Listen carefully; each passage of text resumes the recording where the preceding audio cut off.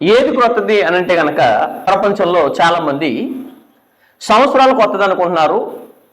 అయితే క్రొత్తది అని అంటే కనుక భవిష్యత్తులో ఎప్పుడూ కూడా ఉండకూడదండి. అర్థమవుతుంది చెప్పింది. ప్రపంచంలో ఏది చూసినా సరే పాతదే కానీ క్రొత్తదంటూ ఏది ఉండదు. కానీ ప్రపంచం దీన్ని అర్థం కాకుండా మేము దేంట్లోకి వచ్చామంటే కొత్త సంవత్సరంలోకి వచ్చాము అని అంటారు. కొత్త సంవత్సరంలోకి వస్తే కనుక మీరు ఎప్పుడైనా ఆలోచించండి, 2024లో 4 అనే అంకె పోయి ఏ అంకె వస్తుంది? 5 అనే అంకె వస్తుంది. 5 అనే అంకె మనకు పరిచయమేనా? పరిచయమే. 5 అనే అంకె తర్వాత ఏమొస్తుంది? 6 అనే అంకె వస్తుంది. అది పరిచయమేనా? అది పరిచయమే. అసలు క్రొత్తది అని అంటే కనుక ప్రపంచంలో ఎక్కడ జరగనిది, ప్రపంచంలో అసలే కనపడింది లేదా ప్రపంచంలో జరగందంటూ అలా జరిగిపోయిందనే కానీ జరగందంటే ఏదైనా ఉంటే అది క్రొత్తది అవుతుంది. కానీ సమాజంతో ఏమర్థమైందంటే కనుక నూతన సంవత్సరము లేదా క్రొత్తది వచ్చింది అని అంటున్నారు. కానీ అసలైన క్రొత్తది ఏంటి అనేది సమాజానికి ఈనాడు ఏమవుతుందంటే అర్థం కాలేదండి. ఎందుకంటే సమాజంలో ఉండేవారు క్రొత్తదంటే ఏంటో నిర్వచనం తెలియకుండా దేన్ని పడితే దాన్ని క్రొత్తది అనుకుని ఈనాడు చాలా మంది ఊహించుకున్నారు. అయితే అసలు ఎక్కడ క్రొత్తది ఉంటుంది? అసలు క్రొత్తదంటే అర్థం ఏంటంటే నూతనము. అంటే నూతనం దేంట్లో ఉంటుంది అంటే చదువు ఒకసారి కొరింథీయులకు రాసిన 2వ పత్రిక, కొరింథీయులకు రాసిన 2వ పత్రిక 5వ అధ్యాయము 17వ వచనం చదువుదాం. కొరింథీయులకు రాసిన 2వ పత్రిక 5వ అధ్యాయము 17వ వచనంలో దేవుడు ఒక సమాచారం తెలియజేశాడు. కాగా ఎవడైనను క్రీస్తునందున్న ఎడల వాడు నూతన సృష్టి అని తెలియజేశాడు. ఎక్కడ ఉండాలి? క్రీస్తునందున్న ఎడల అని చెప్పేశాడు.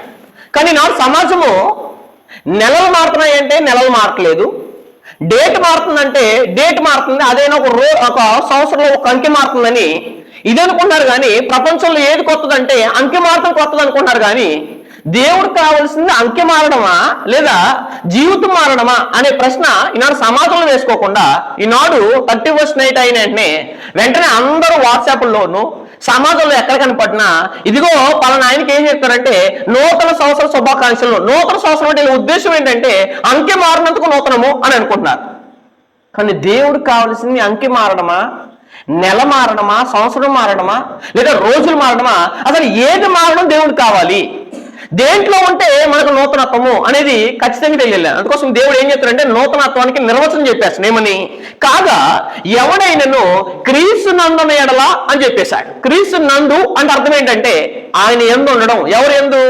క్రీస్తు నందు అంటే ప్రభు నందు ఉండాలి. ప్రభు నందు ఉండడం అంటే అర్థం ఏంటి? ఈనాడు చాలా మంది బాప్తిసం పొందిన ప్రతి ఒక్కరు లేదా రక్షింపబడ్డామని ప్రతి ఒక్కరు ఏమనుకున్నారంటే మేము ఆల్రెడీ రక్షించబడిపోయాం కాబట్టి మేము ఎక్కడున్నామంటే క్రీస్తు నందు ఉన్నాము అనుకుంటున్నారు. మేము క్రీస్తునందు అంటే నూతన సృష్టి కదా, మేము ఆల్రెడీ రక్షణ పొందేసాం కాబట్టి మేము క్రీస్తునందు ఉన్నామని భ్రమపడేవారు చాలా మంది ఉన్నారు. అయితే క్రీస్తునందు ఉండడం అంటే అర్థం ఏంటి? అర్థం అంటే ఏంటంటే కొలస్సీయులకు రాసిన పత్రిక, అదే బైబిల్ అడుగుదాం మనం. కొలస్సీయులకు రాసిన పత్రిక 1వ అధ్యాయము 24వ వచనం చదువుదాం. కొలస్సీయులకు రాసిన పత్రిక 1వ అధ్యాయము 24వ వచనంలో దేవుడు ఒక సమాచారం తెలియజేశాడు. క్రీస్తు నందు అంటే ఏంటంటే అర్థం చెప్పేశాడు అక్కడ. ఇప్పుడు మీ కొరకు నేను అనుభవించుచున్న శ్రమలు యందు సంతోషించచ్చు. పౌలు గారు ఏం పడుతున్నారంట? శ్రమలు పడుతున్నారంట. అయితే శ్రమల్లో ఏమొస్తుందంటే ఆయనకి ఆనందము, శ్రమల్లో ఏమొస్తుందంటే సంతోషం వస్తుంది. ఎందు గురించి అంటే సంగమున ఆయన శరీరం కొరకు. ఎవరు? క్రీస్తు వారు ముళ్ళకిరీటం పెట్టుకున్నది మనుషులందరినీ రక్షించి ఏ సంఘంలో పెడితే సంఘంలో పెట్టడానికి కాదు, ఎవరు ఎక్కడ పడితే అక్కడ చేర్చుకోవడానికి, ఎక్కడింటి దగ్గరగా ఉంటే అక్కడ ఆరాధనకి వెళ్ళడానికి కాదు. ఎక్కడ చెప్పాలి?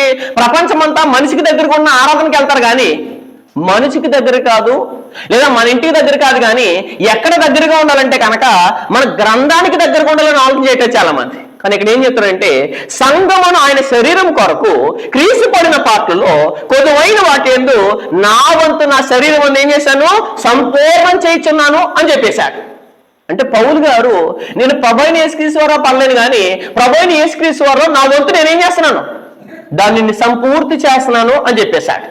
అంటే క్రీస్తు వారు శ్రమలు పడ్డది, ముళ్ళకిరీటం పెట్టుకున్నది, అవమానాలు పడ్డది, పిడిగుద్దులు తిన్నది, ఉమ్మించుకుంది. దేని గురించి అంటే కనుక మానవులందరినీ, రక్షించబడిన వారందరినీ ఏం పొందించడానికి? ఆయన సంఘంలో పెట్టడానికి ఏం పొందాడు? క్రీస్తు పడిన పాటలు అని చెప్పేశాడు. కానీ నాడు చాలా మంది ఏమంటారంటే మనుషులు కట్టిన సంఘాల్లో బాప్తిసాలు పొంది, మనుషులు కట్టిన సంఘాల్లో రక్షణ పొంది మేము కూడా రక్షణ పొందాం, మేము కూడా క్రీస్తునందు ఉన్నాం అంటారు చాలా మంది. అసలు రక్షణ ఎక్కడ పొందాలి? ఇదో ప్రశ్న ఇయ్యాలా? ఖచ్చితంగా రక్షణ ఎక్కడ పొందాలి, ఎక్కడ బాప్తిసం పొందాలి, ఎవరి దగ్గర మన బాప్తిసం పొందితే చెల్లుతుంది, ఎవరి దగ్గరికి వెళ్తే, అది కూడా ఎక్కడికి వెళ్ళాలి? క్రీస్తు నందుంటేనే కానీ మీరు ఏం కాలేరు, నూతన సృష్టి కాలేరు అని చెప్పేశాడు. నూతన సృష్టి కాలేరు అన్నప్పుడు మన రక్షణ మత శాఖల్లో పొందాలా, మన రక్షణ క్రీస్తు నుండి జరగాల అనే దాన్ని ఒకసారి బైబిల్ని అడిగేద్దాం. బైబిల్ అడిగితే కనుక క్రీస్తుమో నేను పడిన పాటలు నా శరీరం కొరకు, నా సంఘం కొరకు అయినంటే కనుక ప్రపంచమేమో ఏ సంఘానికి వెళ్ళినా పర్లేదు, ఎక్కడ రక్షణ పొందినా పర్లేదు, ఎవరి దగ్గర బాప్తిసం పొందినా పర్లేదు అంటుంది. అసలు నిజంగా మత శాఖల్లో బాప్తిసం ఉంటే, లేదా మానవ కట్టిన సంఘాల్లో బాప్తిసం ఉంటే అసలు రక్షణ ఉందా లేదనేది ఒకసారి ప్రశ్న వేద్దాం. అంటే దానికి ఆన్సర్ చెప్పేస్తుంది బైబిల్. కొరింథీయులకు రాసిన మొదటి పత్రిక 12వ అధ్యాయము 12వ వచనం నుంచి చదువుదాం. కొరింథీయులకు రాసిన మొదటి పత్రిక 12వ అధ్యాయం 12వ వచనం నుంచి చదువుదాం. ఎలాగూ శరీరము ఏకమైనను అనేక అవయవులు కలిగి ఉన్నదో, ఎలాగూ శరీరం యొక్క అవయములన్నీ అనేకములై ఉన్నను అలాగే ఎలా ఉన్నాడంట? క్రీస్తు ఉన్నాడు. ఎలాగనగా యూదులమైనను గ్రీసు దేశస్థులమైనను దాసులమైనను స్వతంత్రమైనను మనమందరము ఒక్క శరీరంలోకి అని చెప్పేశాడు. ఒక్క శరీరం అని ఫుట్ నోట్లు ఏమేసాడు? ఒకటే వేసి కిందకి ఒక్క శరీరంలో ఫుట్ నోట్లు ఏమన్నాడు? శరీరం గుంటకు. ఎవరి శరీరం ఉండడానికి? మత శాఖల శరీరం ఉండడానికి కాదు, మానవ కట్టిన శరీరంలో ఉండడానికి కాదు, మానవ కట్టిన రక్షణలో దాంట్లో రక్షణ ఉందంటే రక్షణ లేదు. మరి వాళ్ళు కూడా బాప్తిసం ఇచ్చేస్తున్నారంటే వాళ్ళు ఏదో పేరు పెట్టేసుకుని ఒక గుంపును ఏర్పాటు చేసుకుని ఏదో బైబిల్ దొరికిన కొన్ని వచనాలు ఏరుకుని రక్షణ గురించి చెప్పేసి బాప్తిజం గురించి చెప్పేసి బాప్తిజం ఇచ్చేస్తే అది ఎంతవరకు అంగీకరిస్తాడు దేవుడు అని అంటే కనుక యూదులైనా గ్రీసు దేశస్తులైనా దాసులైనా స్వతంత్రులైనా ఎవరైనా సరే ఒక్క శరీరంలోకి మాత్రమే రావాలి. అందుకోసం బాప్తిజం ముందు కూడా ఎక్కడ పొందారు? ఒక్క శరీరంలోనికి. అనగా ఏం చెప్పేశాడు? ఒక్క శరీరంలోనికి ఒక్క ఆత్మ ఎందే. ఎన్ని శరీరాలు? ఒకటే శరీరం. శరీరం ఒకటైనప్పుడు, సంఘం ఒకటైనప్పుడు ప్రపంచంలో 3,000 కోట్ల సంఘాల్లో బాప్తిజం పొందేసిన వారు ఉన్నారు. వాళ్ళందరూ భ్రమపడేది, వాళ్ళందరూ ఆలోచించుకునేది ఏంటంటే మేము కూడా రక్షణ పొందాం, మేము కూడా క్రీస్తునందు ఉన్నాం అని మాట్లాడుతున్నారు. క్రీస్తునందు ఉన్నవారు ఎవరంటే క్రీస్తు ప్రభు సంఘంలో ఉన్నవారు మాత్రమే. ఇందు గురించి అంటే మొట్టమొదటి శతాబ్దపు సంఘం ప్రారంభించబడినప్పుడు, అనగా పెంతెకోస్తు పండుగ దినాన 3,000 మంది చేర్చబడినప్పుడు వాళ్ళందరూ ఎక్కడ చేర్చబడ్డారు? మత శాఖల్లో ఇంటి దగ్గరగా ఉన్న సంఘంలో చేర్చబడలేదు. ఎక్కడ చేర్చబడ్డారు? చదివేద్దాం ఒకసారి. అపోస్తుల గారు 2వ అధ్యాయం. అపోస్తుల గారు 2వ అధ్యాయంలో 37వ వచనం చదువుతాం. అపోస్తుల గారు 2వ అధ్యాయము 37వ వచనం. ప్రభువుని యేసుక్రీస్తు వారు ప్రాణం పెట్టడం ఏంటి? మానవులు కట్టిన సంఘంలోకి వెళ్ళడం ఏంటండి? ఒకసారి ఎప్పుడైనా ఆలోచించారా? నా కొరకు ఆయన ఆల్రెడీ సంఘం కట్టేశాడు కదా, ఆయన కట్టిన సంఘంలోకి నేను ఎలా తప్పించి మానవులు కట్టిన సంఘంలోకి నేను వెళ్తే అది ఎంతవరకు వాస్తవమని సమాజం ఆలోచించట్లేదండి. అపోస్తుల గారు 2వ అధ్యాయం 37వ వచనం. వారు ఈ మాట విని హృదయంలో నొచ్చుకుని సహోదరులారా మేమేమి చేతమని పేతురును కర్మ అపోస్తులున్నాడు కదా, పేతురు మీరు మారుమనస్సు పొంది పాప క్షమాపణ నిమిత్తము ప్రతి వాడు యేసుక్రీస్తును బాప్తిసం పొందుడి, అప్పుడు మీరు పరిశుద్ధాత్మ అనే వరము పొందుదురు. ఎవరైతే అపోస్తులు చెప్పిన ప్యాటర్న్ ప్రకారంగా, అపోస్తులు చెప్పిన సువార్త ప్రకారంగా ఎవరైతే వాళ్ళ మాటలని అపోస్తుల బోధని ఎవరైతే బాప్తిసం పొందారో వారు ఏం చేయబడ్డారంట? పరిశుద్ధాత్మ అనే వరం పొందారంట. ఈనాడు చాలా మంది పరిశుద్ధాత్మ అనే వరం పొందితే, పరిశుద్ధాత్మ వరం పొందితే భాషలు మాట్లాడడం కానీ, పరిశుద్ధాత్మ అనే వరం పొందితే ఊగిసలాడటం కానీ, ఇష్టానుసారంగా మాట్లాడడం కానీ చేయరండి. పరిశుద్ధాత్మ అనే వరం పొందాలంటే ప్రభువుని యేసు కట్టిన సంఘంలో లేకపోతే పరిశుద్ధాత్మని వరాన్ని కూడా పొందుకోవడానికి ఏం లేదు, అవకాశం లేదండి. అందుకోసం కిందగా మాట్లాడేస్తూ ఈ వాగ్దానము మీకును మీ పిల్లలకును దూరస్తులందరికీ అనగా ప్రభు అయిన దేవుడు తన యొద్దకు పిలిచిన వారందరికీ చెందునని వారితో చెప్పాను. అంటే ప్రపంచాన్ని పిలిచి ఏ సంఘంలో పెట్టడానికి ఈశ్వరు పిలుస్తున్నారు? ఏ సంఘంలో పెట్టి ఈయన రక్తం కార్చి నువ్వు పలానా చోట ఉండు, నేను రక్తం కార్చాను, నేను ప్రాణం పెడతాను, కానీ నువ్వు ఆయన దగ్గరికి వెళ్ళంటాడు ప్రభు యేసుక్రీస్తు. నా దగ్గర రమ్మంటాడా? నా దగ్గర రమ్మంటే ఎందుకోసం అంటే ప్రాణం పెట్టిన ఆయనే, రక్షకుడు ఆయనే, పునాది ఆయనే, బండ ఆయనే, శిరస్సు ఆయనే, అసలు చట్టము ఆయన లేనప్పుడు ఆయన అన్ని ఉన్నప్పుడు అమ్మా నువ్వు వద్దు, నా దగ్గరికి రాకు, నా సంఘంలో ఉండకు, నువ్వు ఎక్కడ ఉండంటే నువ్వు ఏ మతంలో పుట్టావో ఏ కులంలో పుట్టావో ఆ సంఘంలోకి వెళ్ళంటాడా? ఇది ఎంతవరకు వాస్తవం ఒకసారి దయచేసి ఆలోచించండి. కింద మాట్లాడేశాడు. ఇంకను అనేక విధములైన మాటలతో సాక్ష్యం ఇచ్చి మీరు మూర్ఖుల ఈ తరం వారికి ఏమేయాలంట? వేరే రక్షణ పొందుడని వారిని హెచ్చరించాను. కాబట్టి అతను వాక్యం అంగీకరించిన వారు బాప్తిసం పొందిరి. ఆ దినమందు ఇంచుమించు 3,000 మంది ఏం చెప్పారు? అక్కడ చాలా ఇంపార్టెంట్ పదం ఏంటిది? చేర్చబడిరి అని చెప్పేశారు. ఎక్కడ చేర్చబడ్డారు? ఇంటి దగ్గర ఉన్న సంఘంలో చేర్చబడ్డారు, లేదా బైబిల్ ఆల్రెడీ కట్టబడిన సంఘం, కట్టిన సంఘం, ఆ సంఘంలో చేర్చబడ్డారంటే ఎక్కడైతే ప్రభుని యేసుక్రీస్తు కట్టిన సంఘం ఉందో ఆ సంఘంలో చేర్చబడ్డారు. కానీ ఇంటికి దగ్గరున్న దగ్గర బాప్తిసం పొందేసి ఆయన ఏదో బోధ చెప్పేస్తుంటే, ఏదో మత శాఖలో వాళ్ళకున్న డాక్టర్ అని చెప్పేస్తుంటే ఆ బోధను రక్షించబడతా అది ఎంతవరకు రక్షణ, అది ఎంతవరకు అంగీకరిస్తారంటే వాళ్ళు క్రీస్తు నందున్న వారు కాదు, కానీ క్రీస్తు నందున్నారని చెప్పుకునేవారు. అర్థమవుతుంది చెప్పింది? వీళ్ళ క్రైస్తవులు కాదు, కానీ క్రైస్తవులు అనబడేవారు. ఎందుకోసం అంటే క్రైస్తవులు అయితే క్రీస్తు కట్టిన సంఘంలో ఉంటారు. ఎందుకోసం అంటే భూమి మీద పాపులందరినీ రక్షించి ఆయన సంఘంలో పెట్టడానికి ఆయన వస్తుంటే ఏళ్ళు వచ్చి ఏం చేశారు, నాయన నువ్వు రక్షణ పెట్టు, నువ్వు ప్రాణం పెట్టు, నువ్వు పాపుల కొరకు బలైపోవు, కానీ వాళ్ళందరినీ మా సంఘంలోకి తీసుకురా అని చెప్తున్నారు. ఎవరో ఈనాడున్న మత శాఖల వారు. వాళ్ళందరూ 3,000 మంది. ఎందుకంటే రక్షణ పొందితే చేర్చేది ఎవరంటే ఈ బిషప్ గారు కాదు, మత శాఖ ఆయన కాదు. ఎవరు చేస్తారు? క్రీస్తు ప్రభువు వారే రక్షణ పొందు వారిని అనుదినము వారితో చేస్తాడు. అది 47 వచనంలో చెప్తున్నాడు అక్కడ. ఆనందంతోను నిష్కపటమైన హృదయంతోను ఆహారం పుచ్చుకొని చుండ్రి మరియు ప్రభు రక్షణ పొందుచున్న వారిని అనుదినము ఏం చేశాడంట? వారితో ప్రభువు రక్షణ పొందుచున్న, అంటే రక్షణ పొందితే ఎవరు చేస్తారు? మన సంఘంలో ప్రభు అయిన యేసుక్రీస్తు చేస్తారు. కానీ ఏ మత శాఖ పాస్టర్ మనం చేర్చడండి. ఎందు గురించి అంటే మన రక్షణ ప్రభువునందు జరుగుతుంది. మనం ఆయన విశ్వసించి బాప్తిసం పొందాము, ఆయన రక్తంలో కడిగాము. ఆయన రక్తంలో కడితే ఏ సంఘంలో ఉంటామంటే మామూలు కట్టిన సంఘంలో ఎందుకుంటున్నాం మనం అంటే కనుక మనకి ప్యాటర్న్ సరిగా అర్థం అవ్వలేదు. బైబిల్ ప్యాటర్న్, బైబిల్ ప్రవచనం తెలియదు కాబట్టి, బైబిల్ ఏ సంఘం తెలియదు కాబట్టి మానవులు కట్టిన సంఘాల్లో ఆరాధన, మానవులు కట్టిన సంఘంలో కార్యక్రమాలు చేస్తున్నాం. కానీ అసలు ఆల్రెడీ ప్రభువు కట్టిన సంఘం ఒకటి ఉంది, ఆ సంఘంలో నేను చేర్చబడాలి, ఆ సంఘంలో నేను చేర్చబడాలంటే రక్షణ పొందాను కానీ ఆయన నన్ను చేర్చలేని ఉద్దేశము సమాజం ఆలోచించట్లేదు. ఎందుకోసం అంటే నూతనత్వం అంటే ఏంటో అర్థమైతే సమాజం ఆలోచిస్తుందండి. అపోస్తుల గారు 20 అధ్యాయం, అపోస్తుల గారిబులు 20 అధ్యాయము 28వ వచనం చదువుదాం. అపోస్తుల గారు 20 అధ్యాయం 28వ వచనం.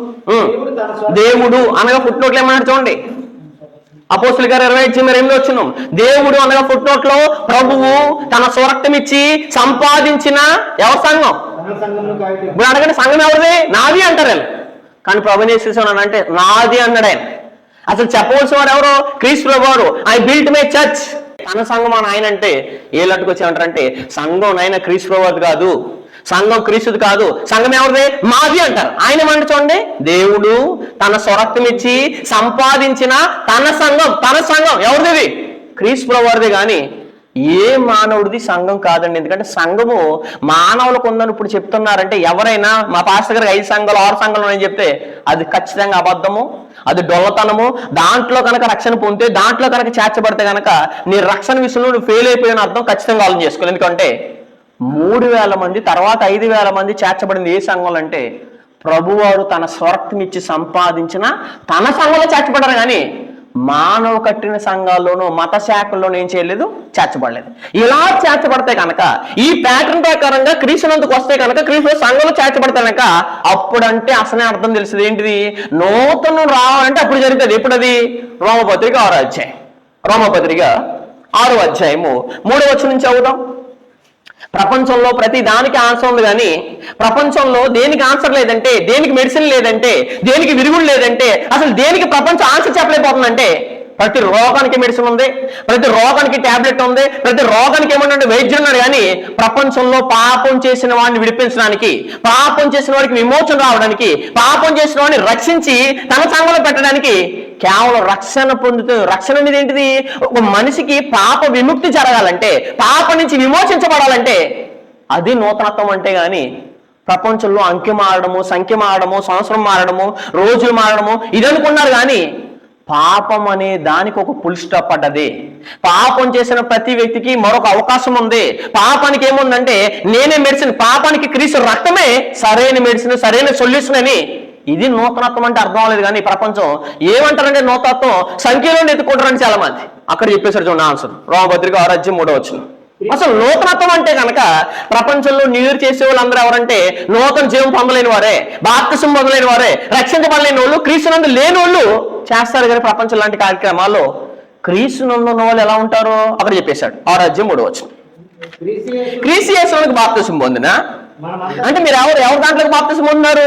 క్రీస్తు యేసులోనికి అన్నాడు. నేను కాదండి, నేను ఎవరు అంటే నువ్వు ఎక్కడికి వెళ్తారంటే మేము పలానాయన చోటకి వెళ్తామండి. మీరు ఎక్కడికి వెళ్తారంటే పలానాయన సంఘంలోకి వెళ్తామండి. మీరు ఏ లోనికి వెళ్తున్నారు? క్రీస్తు యేసులోనికి వెళ్తున్నారా? మత శాఖలోనికి వెళ్తున్నారా? ఒకసారి దయచేసి ఆలోచించండి. మీరు వెళ్ళవలసింది దేని గురించి అంటే క్రీస్తు యేసులోనికి, entrance to the body of Christ. క్రీస్తు దేహంలోకి, క్రీస్తు శరీరంలోకి మీరు వెళ్తున్నారు. ఆయన కట్టిన సంఘంలోకి మీరు బాప్తిజం ఉన్నారంటే ఆయన సంఘంలో పాల్పొంపులు పొందుతారు, ఆయన మరణంలో పాల్పొంపు పొందుతారు. అందుకోసం చెప్పాడు అట్లా. క్రీస్తు యేసులోనికి బాప్తిజం పొందిన మనం అందరము ఆయన మరణంలోనికి ఏమవుతున్నామంట? బాప్తిస్మం పొందితమని మీరు ఎరుగరా అని చెప్పేశాడు. నెక్స్ట్ ఏం చెప్తున్నాడు?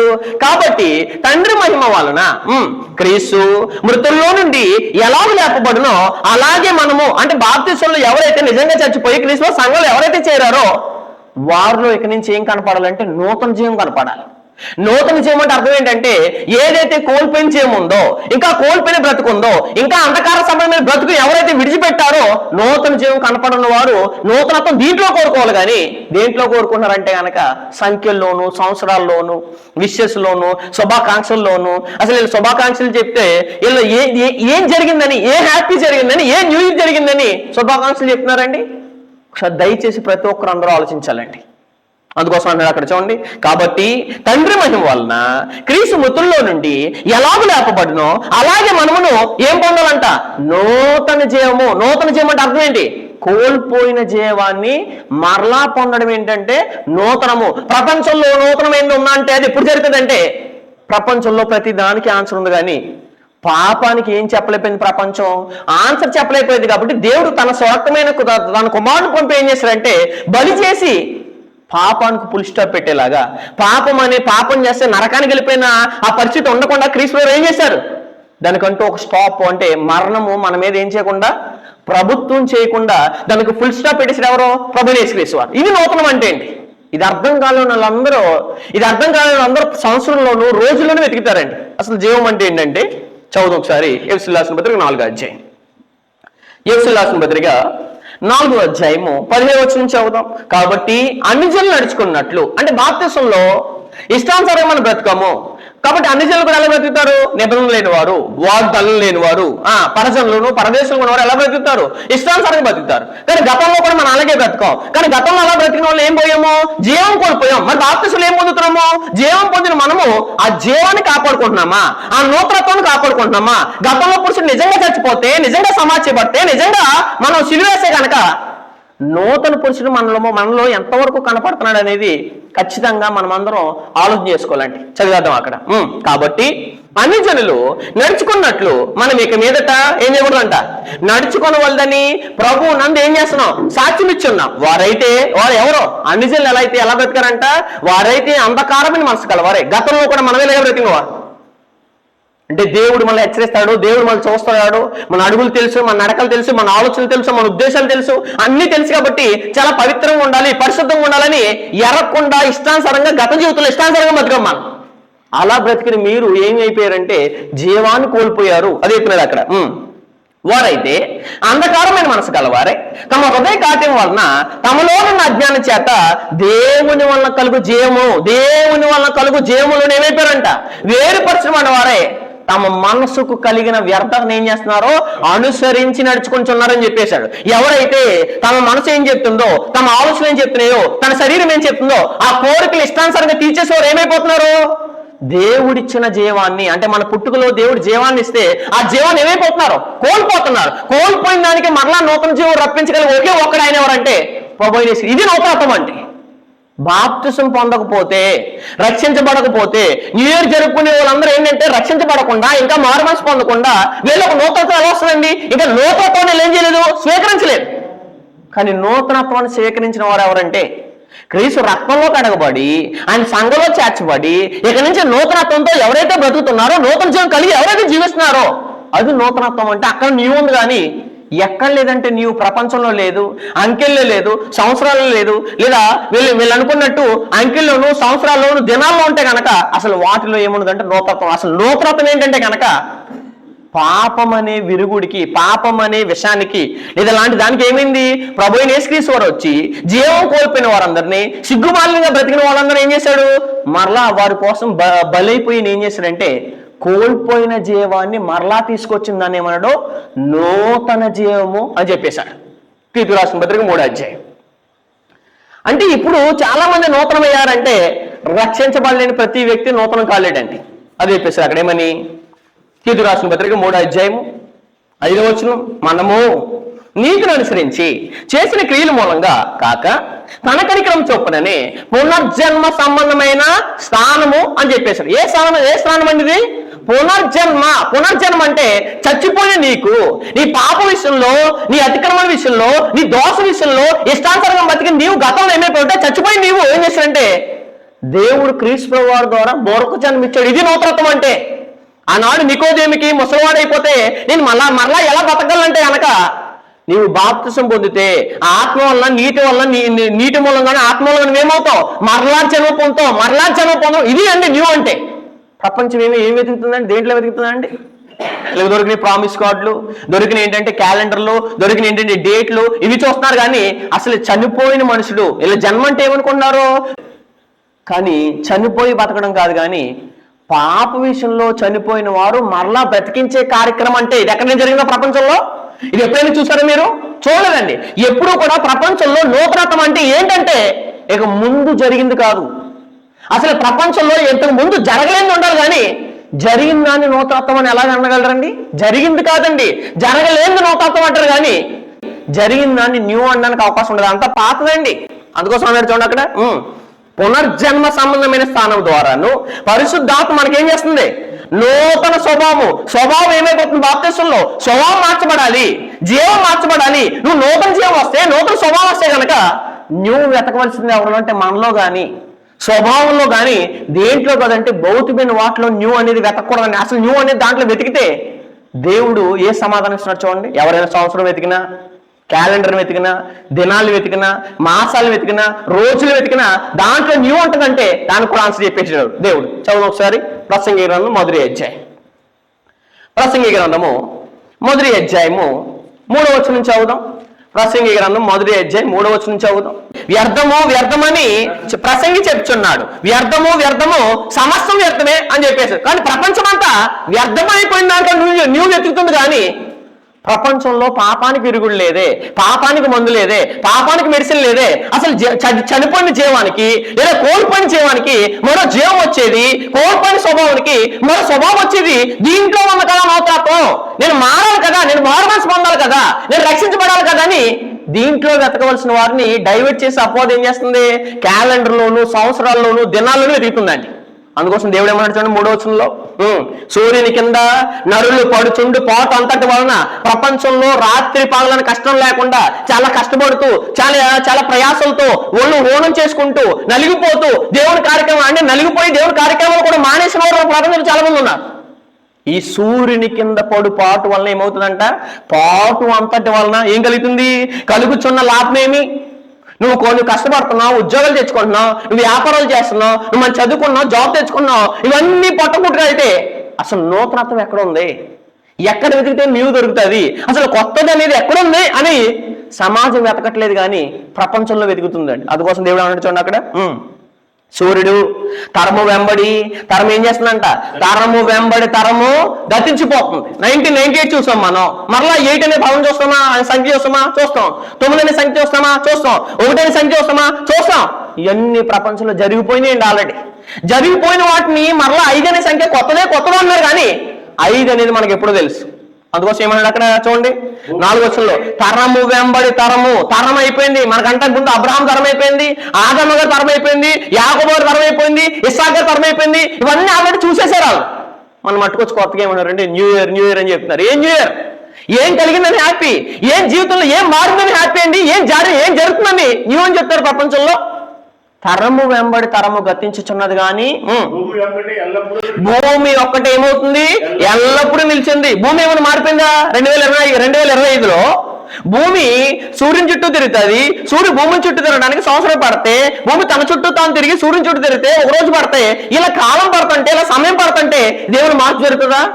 భూమి సూర్యుని చుట్టూ కాకుండా మరో గ్రహం చుట్టూ ఏమైనా తిరుగుతుందా 2025లో? మరి ఏం మారిందని కొత్తది అంటున్నారు? ఏం చేయింది అని కొత్తది అన్నారండి? భూమి ఎప్పుడూ ఏంటంట?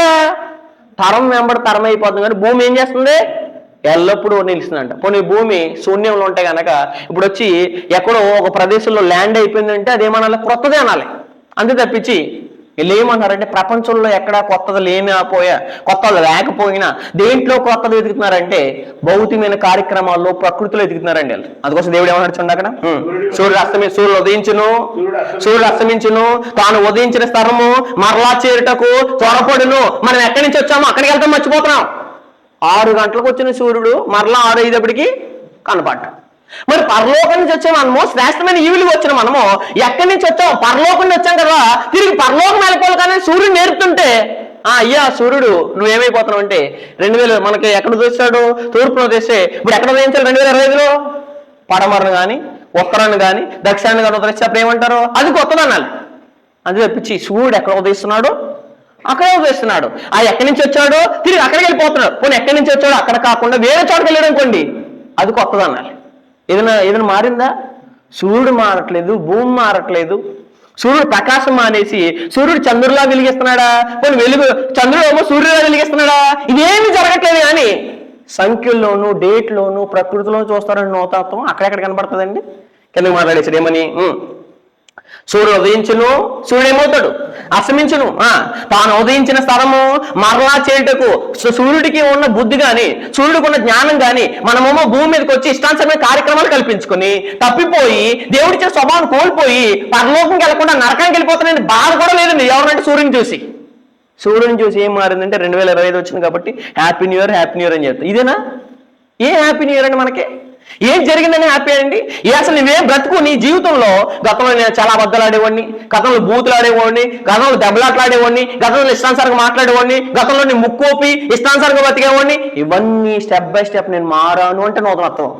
నేను చేంజ్ చేయాలంటే నూతనత్వం. ఇది మానేసి క్యాలెండర్లో మారింది, డేట్ మారింది, శుభాకాంక్షలు మారి కొత్తగా చెప్తున్నాను ఏంటి కొత్తది అని ప్రపంచం ఆలోచించట్లేదు. ఎందుకంటే ప్రపంచం బైబిల్ సరిగా చదివితే ప్రపంచంలో ఎక్కడ ఏం లేదు, నూతనత్వం అనేది లేదు. అందుకోసం దేవుడు అక్కడ చూడండి, అక్కడ గాలి 6వ వచనం, గాలి దక్షిణానికి పోయి ఏం చేస్తుందంట? ఫస్ట్ స్టార్ట్ చేసింది ఎక్కడ పోయింది? దక్షిణానికి పోయింది గాలి. దక్షిణం పోయి ఎక్కడికి వెళ్తుంది? మరలా ఎక్కడికి వస్తుందంట? ఉత్తరం తిరిగి ఆగిపోతుందా? ఇట్లు మరలా తిరుగుచు తన సంచాన మార్గమున తిరిగి వచ్చును. గాలి ఎక్కడికి వెళ్ళిందో మరలా దక్షిణం నుంచి ఎక్కడికి వెళ్తుందంట? ఉత్తరంకి వెళ్తే ఉత్తరంకి వెళ్ళిన తర్వాత మరలా ఎక్కడి నుంచి వచ్చిందో అక్కడికి వెళ్ళిపోతుంది. ఎవరు? గాలి. మరి మనం ఎక్కడికి వెళ్తున్నాం? పుట్టుకేమో తల్లి గర్భంలో స్టార్ట్ చేస్తున్నాం. బాప్తిసం లేదు, మార్మన్స్ లేదు, నూతన జీవం లేదు, నూతన స్వభావం లేదు, బ్రతుకులేమో మారట్లేదు, క్యాలెండర్ ఏమో మారిపోతున్నాయి, చచ్చిపోయి గోతులకి వెళ్ళిపోతున్నాం. 6-4-3 గోతులకి వెళ్ళిపోయి నరకానికి వెళ్ళిపోతే మనం మర్చిపోయాం. గాలి మనకు పాఠం చెప్తుంది, సూర్యుడు మనకు పాఠం చెప్తున్నాడు. మేమేమీ మారం, మేము ఎక్కడి నుంచి వచ్చామో అక్కడికి వెళ్ళిపోతున్నాం. నీకు తెలుస్తలేమో, నీకు బుద్ధి లేదేమో. ఏంటంటే ప్రకృతి ఉన్న మానవుడు ఉన్న జ్ఞానం ఉన్న నీవు ఎక్కడి నుంచి వచ్చావు అక్కడికి వెళ్ళలేకపోతున్నావు అని గాలి సూర్యుడు మనకు పాఠం చేస్తున్నారండి. దీంట్లో అలా గాలి అంటే ప్రకృతిలో ఉన్న పంచభూతాలు ఏంటంటే ఇవి చెప్తుంటే దూతలుగా ఉన్నవి ఇవి వీళ్ళకి ఏమీ అర్థం కావట్లేదండి సమాజంలో. అందుకోసం కిందగా అన్నాడు చూడండి, నదులన్నీ ఎక్కడి నుంచి వస్తున్నాయి? వర్షం కురిసిందంతా ఎక్కడ పడితే సముద్రంలో పడితే అసలు నదులంతా వాటర్ అంతా ఎక్కడ వెళ్తుంది? మళ్ళీ సముద్రంలోకి వెళ్తాయి. మరి సముద్రంలో నీళ్ళని మళ్ళీ ఎక్కడికి వెళ్తాయి? చూడండి అక్కడ చెప్పేశాడు, నదులన్నీ సముద్రంలో పడును. అయితే సముద్రం ఎండిపోతుందా? అసలు సముద్రంలో చాలా వాటర్ ఉంటుంది. చాలా వాటర్ ఉంటే మళ్ళీ నదుల్లో ఉన్న వాటర్ అంతా సముద్రంలోకి వెళ్ళిపోతే సముద్రం ఎండిపోతుందా? నిండట్లేదు. మరి ఏంటి కొత్తది? మనం సముద్రం నిండిపోయింది అనుకోండి, ఇదిగోండి పలానా ఊర్లో పలానా చోట ఏమైపోయింది, సముద్రం నిండిపోయింది, ఇదిగో ఇది కొత్తది అని చెప్పొచ్చు. ఏం మారింది ప్రకృతిలో ఏ మార్పు జరగట్లేదు. మార్పు జరగవలసింది మనిషిలో కానీ ప్రకృతిలో కాదు, డేట్లో కాదు, క్యాలెండర్లో కాదు, మాసంలో కాదు, రోజులో కాదండి. అందుకోసం అక్కడ చూడండి, నదులన్నీ సముద్రంలో పడును. అయితే సముద్రం ఏం చేయట్లేదంట? నిండట్లేదు. నదులు ఎక్కడి నుండి పారవచ్చునో, ఎక్కడి నుంచి వచ్చే తెలిసేట్లకి మనకు తెలుస్తుంది ఒకసారి. నదులు ఎక్కడి నుండి పారవచ్చునో అక్కడికి అవి ఏమైపోతాయంట? ఎప్పుడును మరలిపోవు, ఎడతెరిపి లేకుండా సమస్తము జరుగుతున్నవి. అంటే దానికి స్టాప్ అనేది ఉందంటే వీటన్నిటికీ ఏం లేదు, స్టాప్ లేదండి. ఎడతెరిపి లేకుండా సమస్తము జరుగుతున్నవి. మనుషులు ఏం చేయట్లేదంట? దానిని ఏం చేయట్లేదు, వివరింపజాలరు. చూచడి చేత కన్ను తృప్తి పొందుకున్నది, వినిడి చేత చెవికి తృప్తి కలగట్లేదు. మునుపు ఉండినదే అర్థం చేసుకోండి. ఏంటంట? మునుపు ఉండినదే ఇక ముందును ఏమి రావాలి? ఇప్పుడు 2025 స్టార్ట్ అయింది, 1వ తారీఖు వచ్చింది. 1వ తారీఖు ఏం రావాలంటే ఫిబ్రవరి 1 రావాలి మనకి, అది కొత్తదంటే. కానీ ఏమొస్తుంది? మరలా జనవరి వస్తుంది. మరలా ఎక్కడ ఉన్న మనిషికి అక్కడే ఉంటుంది, ఎక్కడ ఉన్న పేరు అక్కడే ఉంటున్నాడు, ఏ బ్రతుకు ఏ ఇంట్లో ఉన్నాడో ఆ ఇంట్లో ఉంటున్నాడు. ప్రతిదీ ఏంటంటే ప్రతిదీ ఏం జరగట్లేదు. కానీ వీళ్ళు ఏమంటారంటే నూతనం జరిగిపోయింది, న్యూ జరిగిపోయింది, న్యూ జరిగిపోయింది. న్యూ దేంట్లో వెతుకుతున్నారండి? అసలే మునుపు ఉండినదే ఇక ముందు, అంటే బైబిల్ భవిష్యత్తు చెప్తుంది, అది చెప్పేసాడు అక్కడ. 9వ వచనం ఏమన్నా చూడండి, మునుపు ఉండినదే ఇక ముందును ఉండబోనది, మునుపు జరిగినదే ఇక జరగబోతున్నది అని చెప్పేశాడు. సూర్యుడు ఎక్కడ వచ్చేసి అక్కడ వచ్చాడు, గాలి ఎక్కడి నుంచి వస్తుందో అక్కడికి వెళ్తుంది, నదులు ఎక్కడి నుంచి వచ్చి అక్కడికి వెళ్తున్నాయి. కానీ ఇంకా భవిష్యత్తులో ఏదైనా నూతనత్వం ఎవరైనా అంటే కనుక దేవుడు ఏమన్నాడో మునుపు జరిగిందే 2025లో జరుగుతుంది. గతంలో 2024లో 12 నెలలు ఉన్నాయి, అంతే కదా? 2025లో 13 నెలలు ఉన్నాయా? మరి ఏం జరిగిందని నీవు అన్నారు చాలా మంది. ఏమి జరగదండి. అదే పేరు దేవుడు ఏమని, మునుపు ఉండినదే ఇక ముందుకును ఉండబోనది, మునుపు జరిగినదే ఇక జరగబోనది సూర్యుని కింద. ఎకంటండి? సూర్యుని కిందే మనం ఉన్నాం. సూర్యుని కింద ఏం చెప్పేశాడు? నూతనమైనది ఏది లేదంట. ఏది లేని వాళ్ళు ఏం చేస్తారంటే బైబిల్ సరిగా చదివితే గనక, బైబిల్ ఎరిగితే గనక ప్రపంచంలో నూతనత్వం లేదు కదా, నాలో నూతనత్వం కావాలి కదా. ఫస్ట్ నాలో నూతనత్వం రావాలంటే నేను క్రీస్తు సంఘంలో ఏం చేయాలి? బాప్తిసం పొందాలి కదా, నేను మారాలి కదా, నా స్వభావం మారాలి కదా అని ఆలోచించవలసిన వారు ఎక్కడ ఆలోచిస్తున్నారు నూతనత్వం అని? ఎక్కడ ఏది నీవు అనుకున్నారండి? ఒకసారి దయచేసి ఆలోచించండి. అదే చూడండి అక్కడ. ఇక ఇది నూతనమైనదని ఎవరైనా ఒకరు చెప్తారు. ఇప్పుడు మేధావులు వచ్చేయమని 9వ వచనంలో చూడండి, 10వ వచనంలో ఇది నూతనమైందని ఒక దాని గురించి ఒకడు ఏమవుతాడంట చెప్తాడండి. ఇదిగో అది నూతనత్వం అండి, ఇది నూతనత్వం అండి. ఒకటి గురించి ఒకటి చెప్తాడంట. ఏమని? ఒకడు వచ్చి చెప్పును అదియును మనకేంటంట గతములో మునుపులో ఏమంట అదియును మనకు ముందుండిన తరములోనే ఉండింది అని చెప్పేశాడు. ఇదే న్యూ ఉందంటే ప్రపంచంలో సూర్యుని కింద నూతనమైనది ఏంటిది లేదు. మరి నూతనమైనది వెతకవలసింది ఎక్కడ అనేది మనం ఖచ్చితంగా ఎరగాలండి. ఎక్కడ వెతకాలంటే కనుక చెప్పేసి ఎఫెసీయులకు రాసిన పత్రిక 4వ అధ్యాయము 17వ వచనం చదువుదాం. ఎఫెసీయులకు రాసిన పత్రిక 4వ అధ్యాయము 17వ వచనం. కాబట్టి అన్ని జనులు నడుచుకున్నట్లు మనం ఇక మీదట నడుచుకున్న వాళ్ళని ప్రభువు నందు ఏం చేస్తున్నాం? సాక్ష్యం ఇచ్చున్నాం. వారైతే అంధకారమైన మనసు కలవారై తమ హృదయ కాట్యం వలన తమలోనున్న అజ్ఞానం చేత దేవుని వల్ల కలిగి జీవంలో ఏమైపోయారు? వేరుపరచబడిన వారే తమ మనస్సుకు కలిగిన వ్యర్థతను ఏం చేస్తున్నారు? అనుసరిస్తున్నారు. బాప్తిసం పొందుతున్నాం. బాప్తిసం అనేది ఎందుకు పొందాము? ఎక్కడి నుంచి? నా ప్రభు కొరకు. ఆయన ఒప్పుకుని ఆయన ఏం చేస్తున్నాం? నా ప్రభు అని. నా ప్రభు అంటే అర్థం ఏంటి? నా రాజుని ఒప్పుకుని ఏం పొందుతున్నాం? బాప్తిసం పొందుతున్నాం. బాప్తిసంలో పొందిన తర్వాత మనలో క్యారెక్టర్ చేంజ్ అయిపోతే కనుక, జీవితం మారకపోతే కనుక అసలు మనం ఏమన్నామంటే పాతవేమోలు గతించలేదు. బ్రతుకు మారలేనందుకు, జీవితం మారలేనందుకు బాప్తిసం పొందిన తర్వాత నువ్వు ఎలాగో ఉన్నావంటే కనుక నీలో ఏం జరగట్లేదు అంటే నూతనం జరగట్లేదు. నూతనం జరగాలంటే కిందకి చెప్పేశాడు. ఏమని? 22వ వచనం అక్కడ ఏం చెప్పేశాడు? ఎఫెసీయులకు రాసిన పత్రిక 4వ అధ్యాయం 22వ వచనం చదువుదాం. కావున మునుపటి ప్రవర్తన, మునుపటి అంటే గతంలో ఉన్న ప్రవర్తన, గతంలో మన ఇష్టానుసారంగా బతుకాం, ఇష్టానుసారంగా జీవించాం, ఎలా పడతాలో మాట్లాడాం. కానీ బాప్తిసం పొందిన తర్వాత అలాగే ఉంటున్నామా? అవే రిపీట్ అవుతున్నాయా? అవే బలహీనతల్ని రిపీట్ చేసి బతుకుతున్నామా? ఒకసారి దయచేసి ఆలోచించాలి. కాబట్టి మునుపటి ప్రవర్తన విషయంలోనైతే మోసకరమైన దురాశల వలన చెడిపోవు. అంటే గతంలో ఉన్న స్వభావాలు, గతంలో ఉన్న క్యారెక్టర్, గతంలో ఉన్న జీవితంలో చేసిన తప్పులు రిపీట్ అవుతున్నాయంటే నీలో నూతనత్వం జరగలేదు, నీలో మార్పు జరగలేదు, నీ స్వభావం మారలేదు. దేవుడేమో పరిశుద్ధాత్మేమో నీకు బాప్తిసంలో నూతన స్వభావం ఇస్తుంటే కనుక అతను నూతన స్వభావం లేకుండా బ్రతుకుతున్నావు అంటే నీలోకి రావాల్సిన నూతనత్వం నువ్వేం చేయట్లేదు, స్వీకరించట్లేదండి. అది చెప్పేసి అక్కడ ఏమని? మోసకరమైన దురాశల వలన చెడిపోవు నీ ప్రాచీన స్వభావం. ఫుట్నోట్లు ఏమన్నాడు? ఫుట్నోట్ల మూల భాషలో ప్రాచీన పురుషుడు ప్రాచీన స్వభావం వదులుకున్నాము. నిజంగా గతంలో అబద్ధాలు ఆడేవాళ్ళు, ఇప్పుడు అబద్ధాలు ఆడుతున్నాం. గతంలో బూతులు ఆడేవాళ్ళు, ఇప్పుడు బూతులు ఆడుతున్నాం. గతంలో ఇష్టానుసారంగా మాట్లాడడం, ఇప్పుడు మాట్లాడుతున్నాం. గతంలో నడకలు సరిగా లేవు, ఇప్పుడు నడకలు ఏం చేస్తున్నాయి? జారిపోతున్నాయి. గతంలో ఇష్టానుసారంగా చూపులు వక్రంగా ఉన్నాయి, ఇప్పుడు అలాగే ఉన్నాయంటే కనుక ఏం మారిందని నూతనత్వం? బాప్తిసంలో ఉన్న పురుషుడు నిజంగా చచ్చిపోతే, నిజంగా సమాధి చేస్తే, నిజంగా కనపడకుండా సిలివేస్తే కనుక ఆ పురుషుడు మరలా కనపడుతున్నాడంటే మారవలసిన నీలో, మార్పు జరగవలసిన నీలో నూతనత్వం జరగకుండా ఎక్కడ జరుగుతుందండి నూతనత్వం? ఆడు మారలేదు, ఈడు మారలేదు, ఆడు బతకలేదు, ఈడు బతకలేదు అని చెప్తారు. కానీ బ్రతకవలసింది నేను, బాప్తిజం పొందింది నేను, సొంత రక్షణగా క్రీస్తులను అంగీకరించి నేను. అసలు నాలో ఎంత నూతనత్వం జరిగింది? ఎప్పుడైనా లిస్ట్ ఆలోచించుకున్నారా? బాప్తిజం ముందు నేను ఎలా ఉండేవాడిని, ఇప్పుడు ఎలా ఉన్నానంటే సేమ్ చార్ట్ రిపీట్ అవుతుందంటే కనుక ఏం జరిగింది నూతనత్వం? ఎక్కడ జరిగింది నూతనత్వము? స్వభావంలో జరిగిందా, ఆలోచనలో జరిగిందా, మాటలో జరిగిందా, నడవడికలో జరిగిందా, పడకలో జరిగిందా, ఉద్దేశంలో జరిగిందా? దేంట్లో జరిగింది నూతనత్వం అండి?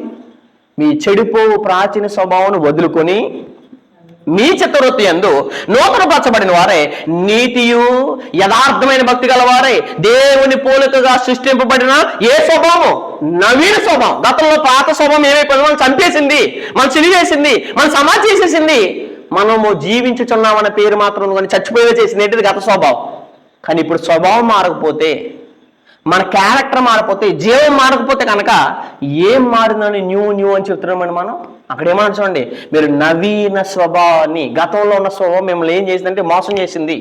గతంలో ఇష్టానుసారంగా బతారు, దేవుని పోలికను ఏం చేసుకున్నారో పోగొట్టేసుకున్నారు. మరలా బాప్తిసంలో దేవుని పోలిక ఇస్తున్నాడు దేవుడు. అదే ఇస్తున్నాడు అక్కడ, దేవుని పోలికగా సృష్టింపబడిన నవీన స్వభావం ఏం చేసుకోండి, ధరించుకోవాలి. అంటే నేను ఇక్కడి నుంచి మారాలండి. గతంలో చాలా కోప్పడేవాడిని, చాలా ఇష్టానుసారంగా మాట్లాడేవాడిని, గతంలో బూతులాడేవాడిని, అసభ్యకరంగా మాట్లాడిన, అసభ్యకరమైన పనులు చేశాను, సీక్రెట్గా నా కుటుంబానికి తెలియకుండా చాలా తప్పులు రహస్యంగా చేసేవాడిని. ఇప్పుడైతే క్యారెక్టర్ అంతా మార్చుకున్నాను, ఇది నాలో జరిగిన నూతనత్వం అని క్యారెక్టర్లో చూపించవలసిన వారు బ్రతుకులో చూపించవలసిన వారు దేంట్లో చూపిస్తున్నారు? క్యాలెండర్లో చూపిస్తున్నారు, దినాల్లో చూపిస్తున్నారు, మాసంలో చూపిస్తున్నారు. అంటే ఎక్కడ న్యూ జరిగిందండి? సో దయచేసి ఆలోచించండి. అదే ఎఫెసీయుల రాసిన పత్రిక 2వ అధ్యాయం, ఎఫెసీయుల రాసిన పత్రిక 2వ అధ్యాయం 2వ అధ్యాయము 2వ వచనం చదువుతాం. మీరు వాటిని చేయొచ్చు. ఏంటిని చేయొచ్చు? 2వ అధ్యాయం 1వ వచనంలో ఉన్నాయి చేయొచ్చు. ఏంటి? మీ అపరాధముల చేతను పాపముల చేతను మీరు ఏమైపోయారు? చచ్చిపోయారు. ఇదే బ్రతుకు నిజంగా కంటిన్యూ అయితే కనుక నిజంగా ప్రతిరోజు చచ్చిపోతారని కదా. ఒకసారి చచ్చిపోతే ప్రభుని యేసుక్రీస్తు వచ్చి వాళ్ళు ఏం చేశారు? బతికించారు. అదే అన్నాడు అక్కడ. మిమ్మల్ని మీరు చచ్చిన వారు ఉంటే మీ క్రీస్తులో కూడా మిమ్మల్ని ఏం చేసాను? జీవింపు చేసాను. ఆయన ఒకసారి మనం జీవింపు చేస్తాడు. అది కూడా బాప్తిసంలో అయితే కనుక ప్రతిరోజు తప్పులు రిపీట్ అవుతున్నాయంటే, పాపం రిపీట్ అవుతుందంటే, చచ్చిపోయిన పురుషుడు మరలా కనపడుతున్నాడంటే నేను మరలా బ్రతికించే నాదుడు ప్రపంచంలో మరొకరు లేరు. ఇది గుర్తుపెట్టుకోవాలి. అందుకోసమే చాలా నూతనంగా బ్రతకాలండి మనం. అది ఏమని? మీ అపరాధుల చేతను పాపముల చేతను మీరు చచ్చిన వారే ఉండగా ఆయన మిమ్మల్ని క్రీస్తుతో కూడా ఏమోను బ్రతికించను. మీరు వాటిని చేయొచ్చు. వీటిని మరలా వాటిని చేస్తున్నారంట. ఎప్పుడు? బాప్తిసం పొందిన తర్వాత కూడా.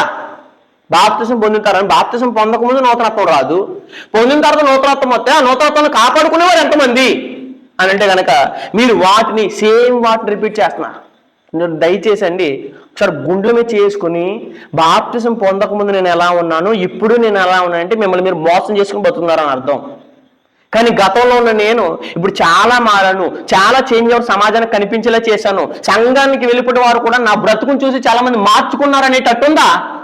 ఇంకా నిజంగా ఈవిడ మారలేదు, ఇంకా అదే జీవితం, అదే పాత తర్వాత జీవితం కంటిన్యూ చేస్తుంది ఈవిడ చూసి నేనేం మారాలి, రక్షణ పొందిన వారు ఎవరున్నారంటే కరెక్ట్గానే అంటే టైట్ చేస్తున్నారంటే కనుక ఏం మారిందనండి నూతనత్వం? కింద మాట్లాడేశాడు, మీరు వాటిని చేయొచ్చు.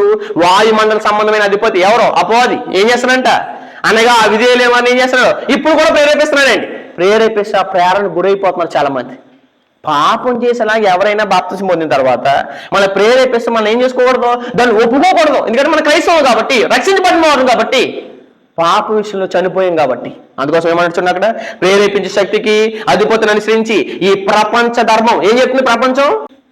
ప్రపంచమంతా చేస్తున్నారండి, మీరెందుకు చేయరంటే ప్రపంచమంతా చెప్పింది మనం చేయకూడదండి. అది నూతనత్వం అంటే. అది చెప్పింది ఏమని? ఈ ప్రపంచ ధర్మము చొప్పున ఎప్పుడు గతంలో నడిచారు, కానీ ఇప్పుడు ఏం చేయకూడదు? ఈ ప్రపంచ ధర్మము చొప్పున ఇప్పుడు నడవకూడదు. అలా నడిచిన వాళ్ళని గతంలో అందరూ చేసే వాళ్ళు మనం చేసిన వల్ల అందరూ చిందులు వేశారు, అందరూ తాగారు, అందరూ మేనలు వేశారు, అందరూ నాటికలు వేశారు, అందరూ న్యూ ఇయర్ చెప్పారు, అందరూ ఇష్టానుసారంగా పోతారు గతంలో. కానీ ఇప్పుడు నువ్వు అలా బ్రతకూడదు. బ్రతికా ఏమైపోతావంట? మరలా అదే రిపీట్ అవుతే ఏమవుతుంది? కింద చెప్పేశాడు ఏమని? వాళ్ళతో కలిసి మనం అందరం శరీరం యొక్కయు మనసు యొక్కయు కోరికలను ఇంకా అదే రిపీట్ చేసుకున్నారు కదా. ఈ డిసెంబర్ 20 చొప్పున పాపం ఎక్కువ జరుగుతుందా, పరిశుద్ధం ఎక్కువ జరుగుతుందా? డిసెంబర్ 20 రోజు వచ్చాడు, క్రీస్తు పుట్టాడని నా బ్రతుకు మారింది, నా జీవితం మారింది, ఎంతో మందికి నేను మాదిరిగా బతుకుతున్నాను, నన్ను చూసి చాలా మంది మారారు అని చెప్పగలిగిన అంతమంది డిసెంబర్ 20 చొప్పున ఏ కేకులు కటింగ్ చేసుకుంటారు, డిసెంబర్ 20 డిసెంబర్ 31 రోజు ఏం చేస్తారు? డీజే పెట్టి డ్యాన్స్లు వేస్తారు. ఏం మారారని, ఏ బ్రతుకులు మారాయండి? అదే జీవితం ఉంది, అదే యూత్ ఉన్నారు, అదే స్వభావాలు ఉన్నాయి, అదే జీవితం కొనసాగుతుంది. నీవేం చెప్తున్నావు అంటే నూతన సంవత్సరం హ్యాపీ న్యూ ఇయర్ చెప్తున్నావు, కానీ బ్రతుకులో మార్పు జరిగిందని నువ్వు చెప్పట్లేదండి. జరగవలసిన మార్పులో కానీ జీవితంలో కానీ దేంట్లో మార్పు జరుగుతుందని చెప్తారని చాలా మంది. కింద మాట్లాడేసి ఏమని, వాటితో కలిసి మనం అంటండి మనం అందరము శరీరం యొక్క ఇంకా నీకు శరీరానికి నచ్చిన కోరికలు తీర్చుకున్నావంటే నీలో నూతనత్వం జరగలేదు. శరీరం యొక్క మనసు యొక్క ఈ కోరికలు నెరవేర్చుకొనొచ్చు. మన శరీరాశలను అనుసరించి మునుపు ఎక్కడ గతంలో ప్రవర్తించాం. అక్కడ ఆదివారం వెళ్ళేవాళ్ళు, మిగిలిన రోజులన్నీ తప్పు చేసేవాళ్ళు. అక్కడ ఆదివారం అక్కడ బైబిల్ తరగతికి వెళ్ళేవాళ్ళు, ఇష్టానుసారంగా బతికేవాళ్ళు. అక్కడ వీళ్ళ తరగతి వెళ్ళేవారు, అక్కడ ఇష్టానుసారంగా బతికేవాళ్ళు. కానీ ఇక్కడ వచ్చేటప్పటికి మారిన తర్వాత, మార్పు జరిగిన తర్వాత నేను ఆరాధనకి వెళ్ళేదే, నేను దేవుని దగ్గరికి వెళ్ళేదే నిజమైన మార్పును స్వీకరించడానికి, నిజంగా మారడానికి నేను వెళ్ళాను అనేటట్టు మన జీవితంలో చూపించాలండి. మునుపు ప్రవర్తించి కడమ వారి వలె స్వభావ సిద్ధంగా ఏమయ్యామంట, దైవోగ్రతకేమయ్యాం, పాత్రమైపోయాం గతంలో మనం. కానీ ఇప్పుడు నిజంగా ఇదే రిపీట్ అవుతే కనుక ఖచ్చితంగా దేవుని ఉగ్రతకి ఏమైపోతామంటే పాత్రలు అయిపోతాం. చచ్చిపోతాం అంటే ఏంటండి? రోమపత్రిక 6వ అధ్యాయం, రోమపత్రిక 6వ అధ్యాయం, రోమపత్రిక 6వ అధ్యాయము చదువుదాం. 8వ వచనం, రోమపత్రిక 6వ అధ్యాయం 8వ వచనం చదువుదాం. 6వ అధ్యాయం 8వ వచనం. మనము క్రీస్తు కూడా చనిపోయిన ఎడలా మృతుల్లో లేచిన క్రీస్తు ఇక నుంచి ఏమవుడంట, చనిపోడు. నిజంగా మీట్లో రాసుకోండి వచ్చిందని. ఏంటిది ఇది? మృతుల్లో నుండి ఒక్కసారి చనిపోయాడు, ఒకసారి సమాధి చేయబడ్డాడు, ఒక్కసారి మృతి పొందాడు, ఒక్కసారి ఏమయ్యాడు, తిరిగి లేచాడు. ఆయన చనిపోతాడా? చనిపోడు. మరి నువ్వు ఎన్ని విషయాలు చనిపోతున్నావు? ప్రతి రోజు చచ్చిపోతున్నావు అంటే కనుక ఏం మారిందనండి? నూతనత్వం అండి. బాప్తిసం పొందిన తర్వాత కూడా ఇంకా సీక్రెట్ పాపాలు చేస్తూ, రహస్యంగా వెతుకుతూ, ఇష్టానుసారంగా మాట్లాడుతూ, అబద్ధాలు మాట్లాడుతూ, బూతులు మాట్లాడుతూ, ఇష్టానుసారంగా బ్రతుకుని కొనసాగిస్తూ ప్రతిరోజు చచ్చిపోతే కనుక నిన్నెవరు బ్రతికిస్తారు? నేను బ్రతికించే నాజులు ఎవరో ప్రపంచంలో? నిన్ను న్యూగా బ్రతకమంటే న్యూగా బ్రతకలేని నీవు భౌతికమైన వాటిలో న్యూ వెతుకుతున్నావు అంటే బ్రతకలేని వాడే భౌతికమైన వాటిలో న్యూ వెతుకుతాడండి. అందుకోసం కింద నడిచండి అక్కడ, మనము క్రీస్తుతో కూడా ఏమైనా ఎడలా, చనిపోయిన ఎడలా మృతుల్లో నుండి లేచిన క్రీస్తు ఇక నుంచి ఏమవుడంట, చనిపోడు. ఒకసారి డిసైడ్ చేసుకుని ఎప్పుడైనా సరే, నేను చాలాసార్లు చచ్చిపోతున్నాను, ఒకసారి చచ్చిపోవాలి, నేను చచ్చిపోయిన దానికి విరుగుడు జరిగిపోయింది, దేవుడు ఆ పాపాలను కూడా జ్ఞాపకం చేసుకుని అన్నాడు, ఆ గత జీవితాన్ని కూడా దేవుడు రిమైండ్ చేసుకున్నాడు. కాబట్టి నిజంగా అదే బ్రతుకు నేను రిమైండ్ చేసుకోకుండా, గుర్తు తెచ్చుకోకుండా, అలాంటి స్వభావాలు నాకు రిపీట్ అవ్వకుండా చూసుకోవాల్సిన వ్యక్తి సంవత్సరంలో చూస్తున్నాడా, దినాల్లో చూస్తున్నాడా, రోజుల్లో చూస్తున్నాడా అండి? ఏం జరిగిందని న్యూ అండి కదా మాట్లాడి శ్రేమని.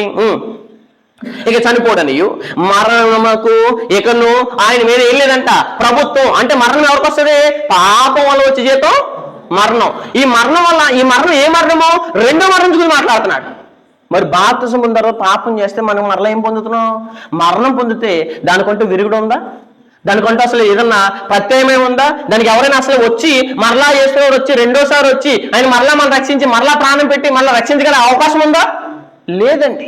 మరి ఎంత జాగ్రత్తగా బ్రతకవలసిన మనం, బాప్తిసం పొందవలసిన తర్వాత ఎంత కరెక్ట్గా ఉండవలసిన మనం అడుగు తప్పనట్టుగా వేస్తున్నామంటే స్వభావం ఇంకా మారట్లేదంటే కనుక ఏం జరిగిందో నువ్వు అని చెప్తున్నావు అని అంటే కింద చెప్పేశాడు. ఏమని? ఏలనగా ప్రభుత్వం లేదని ఎరిగి ఆయనతో కూడా జీవించమని. ఎవరితో కూడా? ఇక నుంచి నేను జీవించేది ప్రభు కోసం. నాలో జీవించేది ఎవరు? ప్రభు. నాలో ప్రభు జీవిస్తే అబద్ధం ఆడవు కదా, నాలో ప్రభు జీవిస్తే మోసకరంగా బ్రతవు కదా, నాలో ప్రభు జీవిస్తే శరీర కోరికలు తీర్చుకోవు కదా. ఏలనగా చెప్పేశాడు అక్కడ.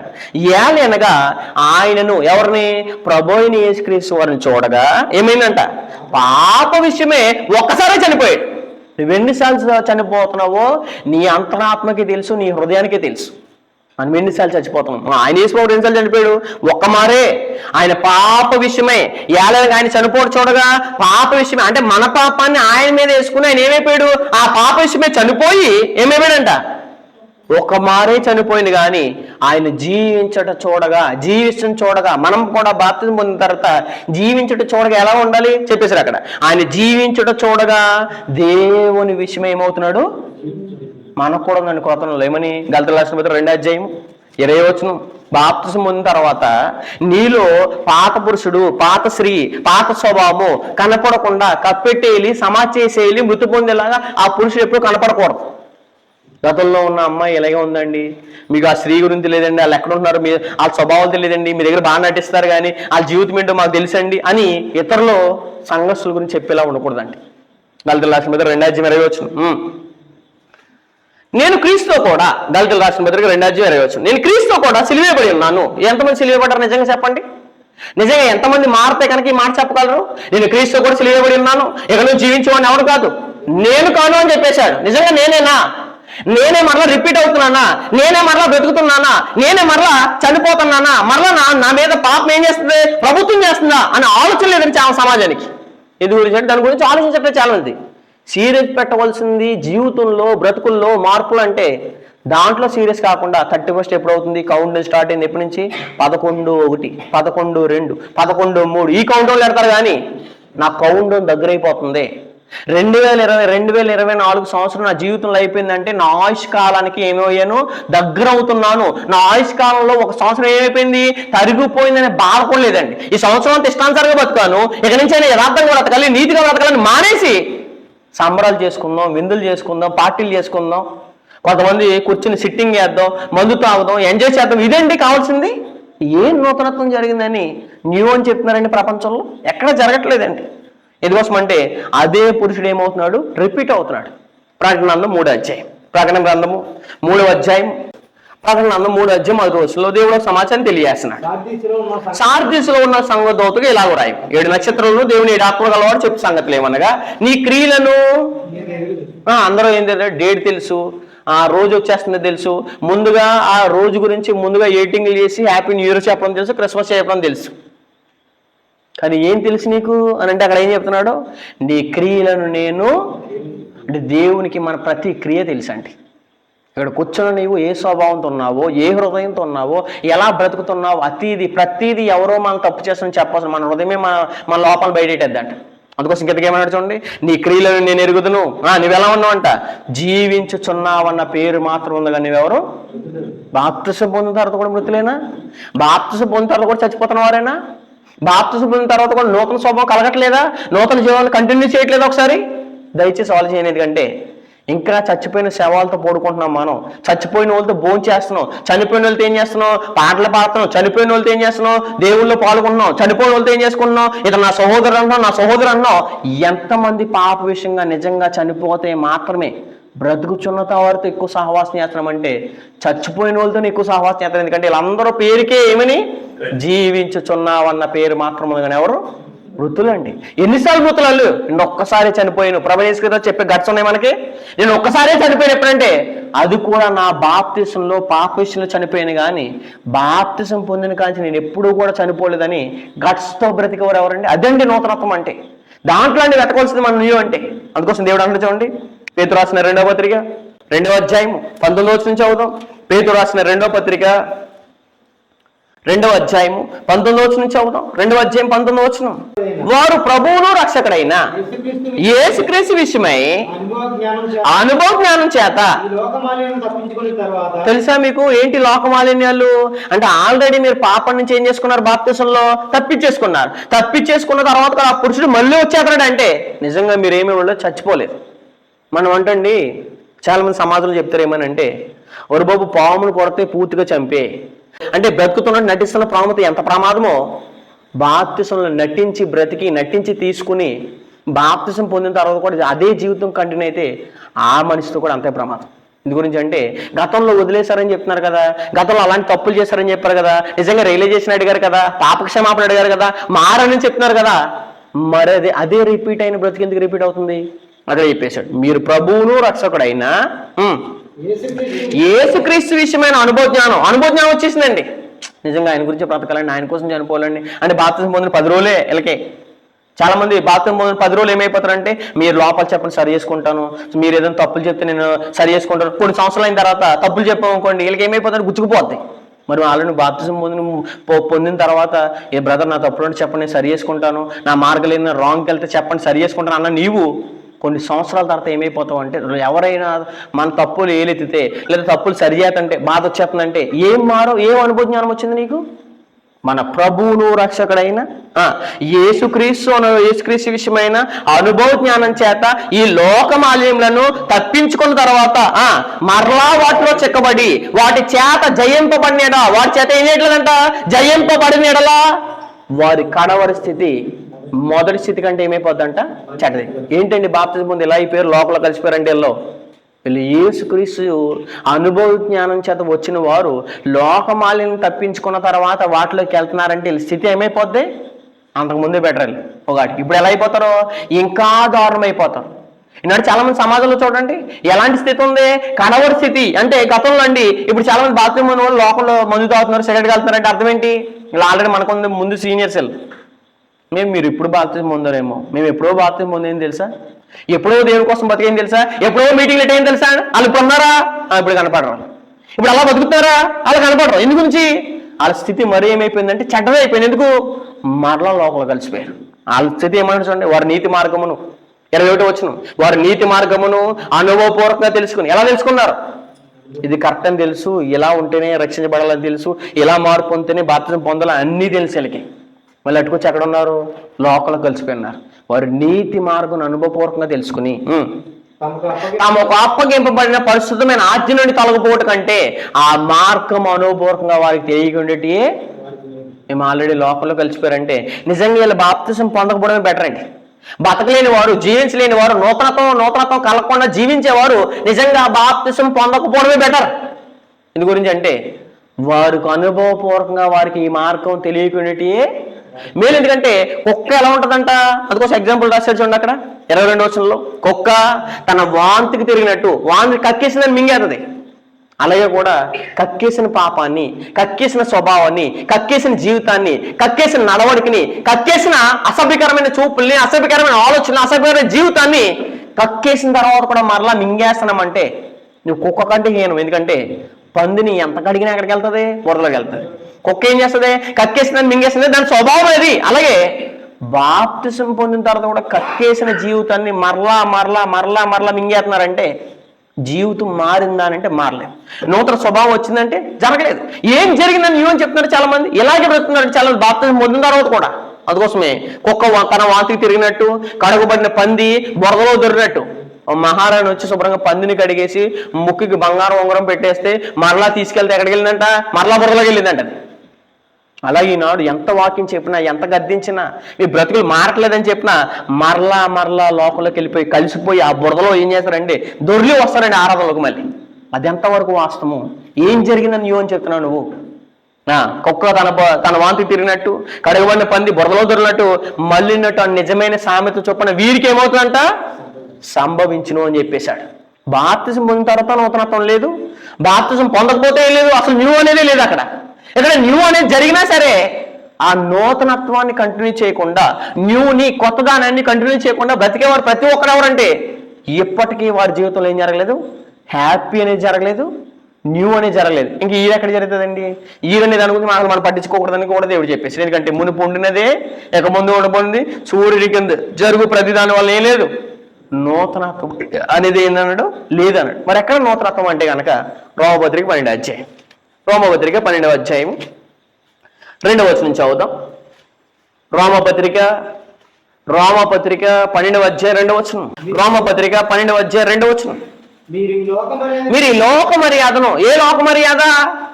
ప్రపంచమంతా చెప్తుందండి క్రిస్మస్, ప్రపంచమంతా చెప్తుందండి హ్యాపీ క్రిస్మస్, మేరీ క్రిస్మస్ అని చెప్తే మీరు ఎందుకు చెప్పరండి అంటే ప్రపంచం చేసేది మేము చెయ్యం. ఎందుకు? ప్రపంచం బైబిల్ సరిగా చదివితేనే తెలుస్తుంది వాళ్ళకి క్రిస్మస్ అనే పదం ఉందో, అసలే క్రీస్తుని ఒకరోజే ఆరాధించాలో, క్రీస్తు పుట్టుకు చెప్పిన సంబరాలు చేయాలో, నువ్వు కేక్ కటింగ్ చేసుకోవడం, నువ్వు డ్రెస్ వేసుకోవడం, నువ్వు రంగు వేసుకోవడం, నువ్వు మేకప్ వేసుకోవడం, ప్రతిదీ నీ కోసం చేసి క్రీస్తు కోసం అని చెప్పేవాళ్ళు చాలా మంది ఉన్నారు. చదువు ఒకసారి అది రోమపత్రిక 12వ అధ్యాయము 2వ వచనం చదువుదాం. మీరు ఈ లోక మర్యాదను, ఏ మర్యాద? ప్రపంచం చెప్పిందని క్రైస్తవుడు చేయడు. తెలుసా మీకు? వారు లోక సంబంధాలు కనుక లోకం వారి మాట వినుడు, కానీ దేవుని సంబంధి తన మాట ఏం చేయడు? వినడు అని చెప్పేసి. స్టార్ కట్టమని అనుకోండి, నువ్వు స్టార్గా నువ్వు ఉండాలని చెప్తాడు. పశువులు పాక కట్టమని అనుకోండి, అసలు పశువులు పాకే లేదని చెప్తాడు. ఎవరో? క్రైస్తవుడు. అదే క్రైస్తవుడు కానివాడు వాళ్ళు కట్టేసారంటే మనం కట్టేద్దాం, వాళ్ళు పెట్టేసారంటే మనం పెట్టేద్దాం, వాళ్ళు చెప్పారంటే మనం చెప్పేద్దాం, వాళ్ళు చేశారు కదా మనం చేసేద్దాం అంటాడు. 4వ వచనం చదువుదాం. యోహాను రాసిన మొదటి పత్రిక 4వ అధ్యాయం 4వ వచనం. చిన్నపిల్లలారా ఎవరి సంబంధులు? మరి మీరు ఎవరి సంబంధులు మాట ఎందుకు అన్నారు? మీరు దేవుడి సంబంధులు అయితే చెప్పేసారు అక్కడే. మీరు దేవుడి సంబంధులు. ఎవరు ఉన్నవాడు? మీలో ఉన్నవాడు లోకంలో ఉన్నవాడు కంటే ఎవరు గొప్ప అయితే లోకం మాట వింటారండి. ఇది ఎంత విచిత్రం చూడండి అసలే. ఎందుకంటే మీలో ఉన్నవాడు లోకంలో ఉన్నవాడి కంటే గొప్పవాడు నీవు గొప్పవాడు కనుక మీరు వాడిని ఏం చేస్తున్నారు? జయించేసాం ఆల్రెడీ. ఇలాంటి బతుకుల్ని వదిలేసాం, జయించేసాం ఆల్రెడీ. జయించేసిన మరలా అట్లోకి వెళ్తామంటే కనుక మీరు జయించారా? జయించబడకుండా ఉన్నారా? కుక్కలాగా జయించబడకుండా ఉన్నారా? జయించిన వారిలా బ్రతుకుతున్న ఒకసారి దయచేసి ఆలోచించండి. అందుకోసం ఆయన 5వ వచనంలో వారు ఎవరో లోక సంబంధాలు. శుభ్రంగా ఈరోజు పొద్దున్న తీసుకున్నారు వాగ్దానం, స్టేటస్ పెట్టారేమని నూతన సంవత్సరం వాగ్దానం. అసలు అది సందర్భం ఏంటి? అది నాకు రాశాడా? ఎవరికి రాశాడా? ఎవరు రాశారు? ఏ భక్తుడు రాశాడు? ఎవరి గురించి రాశాడు? పాత ప్రజలక కొత్త ప్రజలక? అబ్బేది ఏమొద్దు. వాళ్ళు తీసుకున్నారు, డబ్బులు వేసాం, మేము తీసుకున్నాం, శుభ్రంగా భద్రంగా లోపలెట్టాము, మళ్ళీ అట్టుకొచ్చి ఆదివారం తీస్తాం మేము. ఎందుకంటే దేని గురించి తీస్తావు నువ్వు? దేని గురించి పట్టుకున్నావు? అది ఏం తెలియదండి. అది చెప్తున్నాడు అక్కడ ఏమని? వారు లోక సంబంధులు కనుక లోక సంబంధాలు ఏంటి మాట్లాడుతురు? లోకము వారి మాట అందరూ చేస్తున్నారండి. మనం ఎందుకండి? మీరు ఎందుకండి అలా ఉండాలండి అంటే లోకం చెప్పేదాన్ని క్రైస్తవుడు చెడు. ఎందుకోసం అంటే లోకములు ఉన్నవాడి కంటే క్రైస్తవుడు గొప్పవాడు. ఈ గొప్పవాడు ఆ గొప్పవాడు కానివాడు మాటలు వింటాడంటే ఖచ్చితంగా వింటాడు. ప్రపంచం చెప్పినట్టు మార్గంలో వెళ్తే, ప్రపంచ ధర్మాల్లోకి వెళ్తే కనుక నీలోకి అనేది ఏం రాదంటే నూతనత్వం రాదు. అసలు నూతనత్వం అంటే ఏంటి? ప్రపంచం మాట వినకుండా బ్రతకడమే నూతనత్వం. రోమపత్రిక 12వ అధ్యాయం. రోమపత్రిక 12వ అధ్యాయం 2వ వచనం చదువుదాం. అసలు దేవుని చిత్తం ఏదో, దేవుని ఉద్దేశం ఏదో ఇది అరగకుండా ప్రపంచ ఉద్దేశం ఏదో, ప్రపంచ చిత్తం ఏదో మానవులు ఏమనుకున్నారో, మానవులు చేయకపోతే ఏదో అంటారేమో, ఇదే చూస్తున్నాడు ప్రపంచం అంతా. కానీ దేవుని ఉద్దేశం ఏంటి? దేవుని చిత్తం ఏంటి? దేవునికి ఏదో ఉత్తమమైంది అనేది చూడలేదండి ప్రపంచం. అదే రోమపత్రిక 12వ అధ్యాయం 2వ వచనం. మీరు ఈ లోక మర్యాదను అనుసరింపక ఉత్తమమును. ఎవరికి ఉత్తమైంది? మనుషులు ఎన్ని చేసినా మంచి చేస్తే మంచి అంటారు, చెడు చేస్తే చెడు అంటారు. ఇక్కడేమో నాగరాజు మంచోడు అంటారు. అక్కడికి వెళ్ళిన తర్వాత సూపర్ చెప్తారు మన గురించి. ప్రపంచం ఏం చెప్తుందంటే ఎంత మోసకరమైన ప్రపంచం అంతా. ఎందుకంటే వీళ్ళందరూ లోక మర్యాద చేస్తారు. మీరు లోక మర్యాదను అనుసరింపక ఏం చెప్పాలండి? అర్థమవుందా? లోక మర్యాదను అనుసరింపక ఉత్తమమును అనుకూలమును సంపూర్ణమై ఉన్న దేవుని చిత్తం. దేవుని చిత్తం కావాలా? మనుషుల చిత్తం కావాలా? దేవుని ఉద్దేశాలు కావాలా? మనుషుల ఉద్దేశాలు కావాలా? ఎవరికి ఉత్తమైన కావాలండి? ఎన్ని మంచి చేసినా మనం చెడు చేస్తామంటారు ప్రపంచం. యేసు ప్రభువే ప్రపంచాన్ని రక్షించడానికి వస్తే నువ్వు రక్షించడానికి వచ్చావన్నారు ఆయన్ని. నువ్వు ఆ ప్రపంచాన్ని నువ్వు దేవుని కుమారుడువా, దేవునితో సమానం అని ఏం చేశారు? రాళ్ళతో కూడా చంపేశారు. ఆయనకే ఇలాంటి పరిస్థితి ఎదురైంది. మనకెంత ఎదురవుద్ది? మనకి ఇంకా తీవ్రమైనది ఎదురవ్వాలి. ఇది మానేసి ఏమన్నారంటే ప్రపంచం ఏదో అనుకుంటాం కదా చేసేద్దాం, ప్రపంచంతో గుంపులో గోవింద అనుకుంటాం కదా. ఇది కాదండి నూతనత్వం అంటే. మీరు లోక మర్యాదను అనుసరింపక ఉత్తమమును అనుకూలమును. ఎవరికి అనుకూలము? మానవకు అనుకూలంగా మనం తయారవ్వకూడదు. ఎవరికి అనుకూలంగా? దేవునికి అనుకూలంగా తయారవ్వాలి. దేవునికి అనుకూలం అనేసి మానవులకు అనుకూలమని చేసి ఏమంటే నూతనత్వం న్యూ అని చెప్తున్నాం. అది చెప్తే తప్పేముందంట. దీనికి చెప్పాలి. దానివల్ల యూజ్ ఏంటి? పోనీ చెప్పావు, ఏదైనా జరిగిందా? పోనీ అతను మారిపోయాడా? శుభ్రంగా పని ఆయన ఇదిగో శుభాకాంక్షలు చెప్పాడు, నేను ఇక్కడి నుంచి మారిపోయానండి అన్నారా? ఏం జరగదండి అక్కడ. నెక్స్ట్ ఏమన్నా చూడండి. ఉత్తమమును అనుకూలమును సంపూర్ణమైన దేవుని చిత్తం ఏదో పరీక్షించి. ఏ చిత్తం? దేవుని చిత్తం ఏదో పరీక్షించాలి. ప్రపంచం పరీక్షించదు. మనుషులు బట్టి బ్రతుకుతారు, అదే మనుషులు బట్టి నరకానికి వెళ్ళిపోతారు ఇలా అందరూ. తప్పించి దేవుని చిత్తం మీద పరిశీలించరండి. పరీక్షించి తెలుసుకున్నట్లు మీ మనస్సు మారి. నూతనత్వం అంటే ఎక్కడ ఉంది? మనస్సు మారడంలో ఉంది. మనస్సు మారదు, స్వభావాలు మారవు, నడకలు మారవు, పవిత్రత మారదు, ఉద్దేశాలు మారవు, ఏది మారదు. కానీ ప్రపంచం చెప్పిన మేము చేస్తున్నాం, అదే నూతనత్వం అంటారు. మీ మనస్సు మారి ఏమవ్వాలంట? రూపాంతరం అని ఏదో బిల్డింగ్ పేరు పెడతారు కానీ ప్రతిరోజు మనం రూపాంతరం పొందాలి, ప్రతిరోజు చేంజ్ అవ్వాలి, ప్రతిరోజు నూతనత్వాలు. కానీ ఒకరోజే న్యూ కాదు, కానీ ప్రతిరోజు దినంలో ప్రతిరోజు మనం ఇవ్వాలి, న్యూ అవ్వాలని కానీ మర్చిపోతున్నారంటే. మీ మనస్సు మారి నూతన అవ్వటం వలన ఏం పొందాలి? రూపాంతరం అంటే మార్పు చెందాలని. ప్రతిరోజు మార్పు చెందడం మానేసి మేము ఒకరోజే మారుతాం, ఒకరోజే న్యూ గురించి చెప్పుకుంటాం, ఒకరోజు నూతనత్వం గురించి చెప్పుకుంటాం. కానీ ప్రతిరోజు నీలో నూతనత్వం జరుగుతుందా? అపోస్తులు జరిగింది. మరి అపోస్తుల బోధ వినిలో మనలో ఎందుకు జరగట్లేదు? కొరింథీయులకు రాసిన 2వ పత్రిక 4వ అధ్యాయం. కొరింథీయులకు రాసిన 2వ పత్రిక 4వ అధ్యాయం 16వ వచనం చదువుదాం. కొరింథీయులకు రాసిన 2వ పత్రిక 4వ అధ్యాయము 16వ వచనం. దేవుని మాటలనుకున్నా మనలో నూతనత్వం జరుగుతుందండి. కావున మేము అధైర్యపడము, మా బాహ్య పురుషుడు అధైర్యపడము, భయపడము. మేము చచ్చిపోతున్నా భయపడం, ఎప్పుడు చచ్చిపోతున్నా భయపడం. కానీ చాలా మంది చావు అంటే భయం, కానీ మేము భయపడము. ఎందుకంటే మా బాహ్య పురుషుడు కృషించుతున్నాను, లోపల ఆంతర్య పురుషుడు ఉన్నాడు. ఆత్మ ఉంది, ఆత్మ ఏమైపోతుంది, దినం ఏమవుతుందంట. అబ్బే నూతన ఒక రోజే. ఎప్పుడు? డిసెంబర్ 31 రోజు.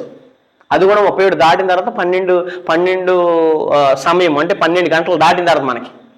ఇది కాదు నూతనత్వం అంటే ఏంటి?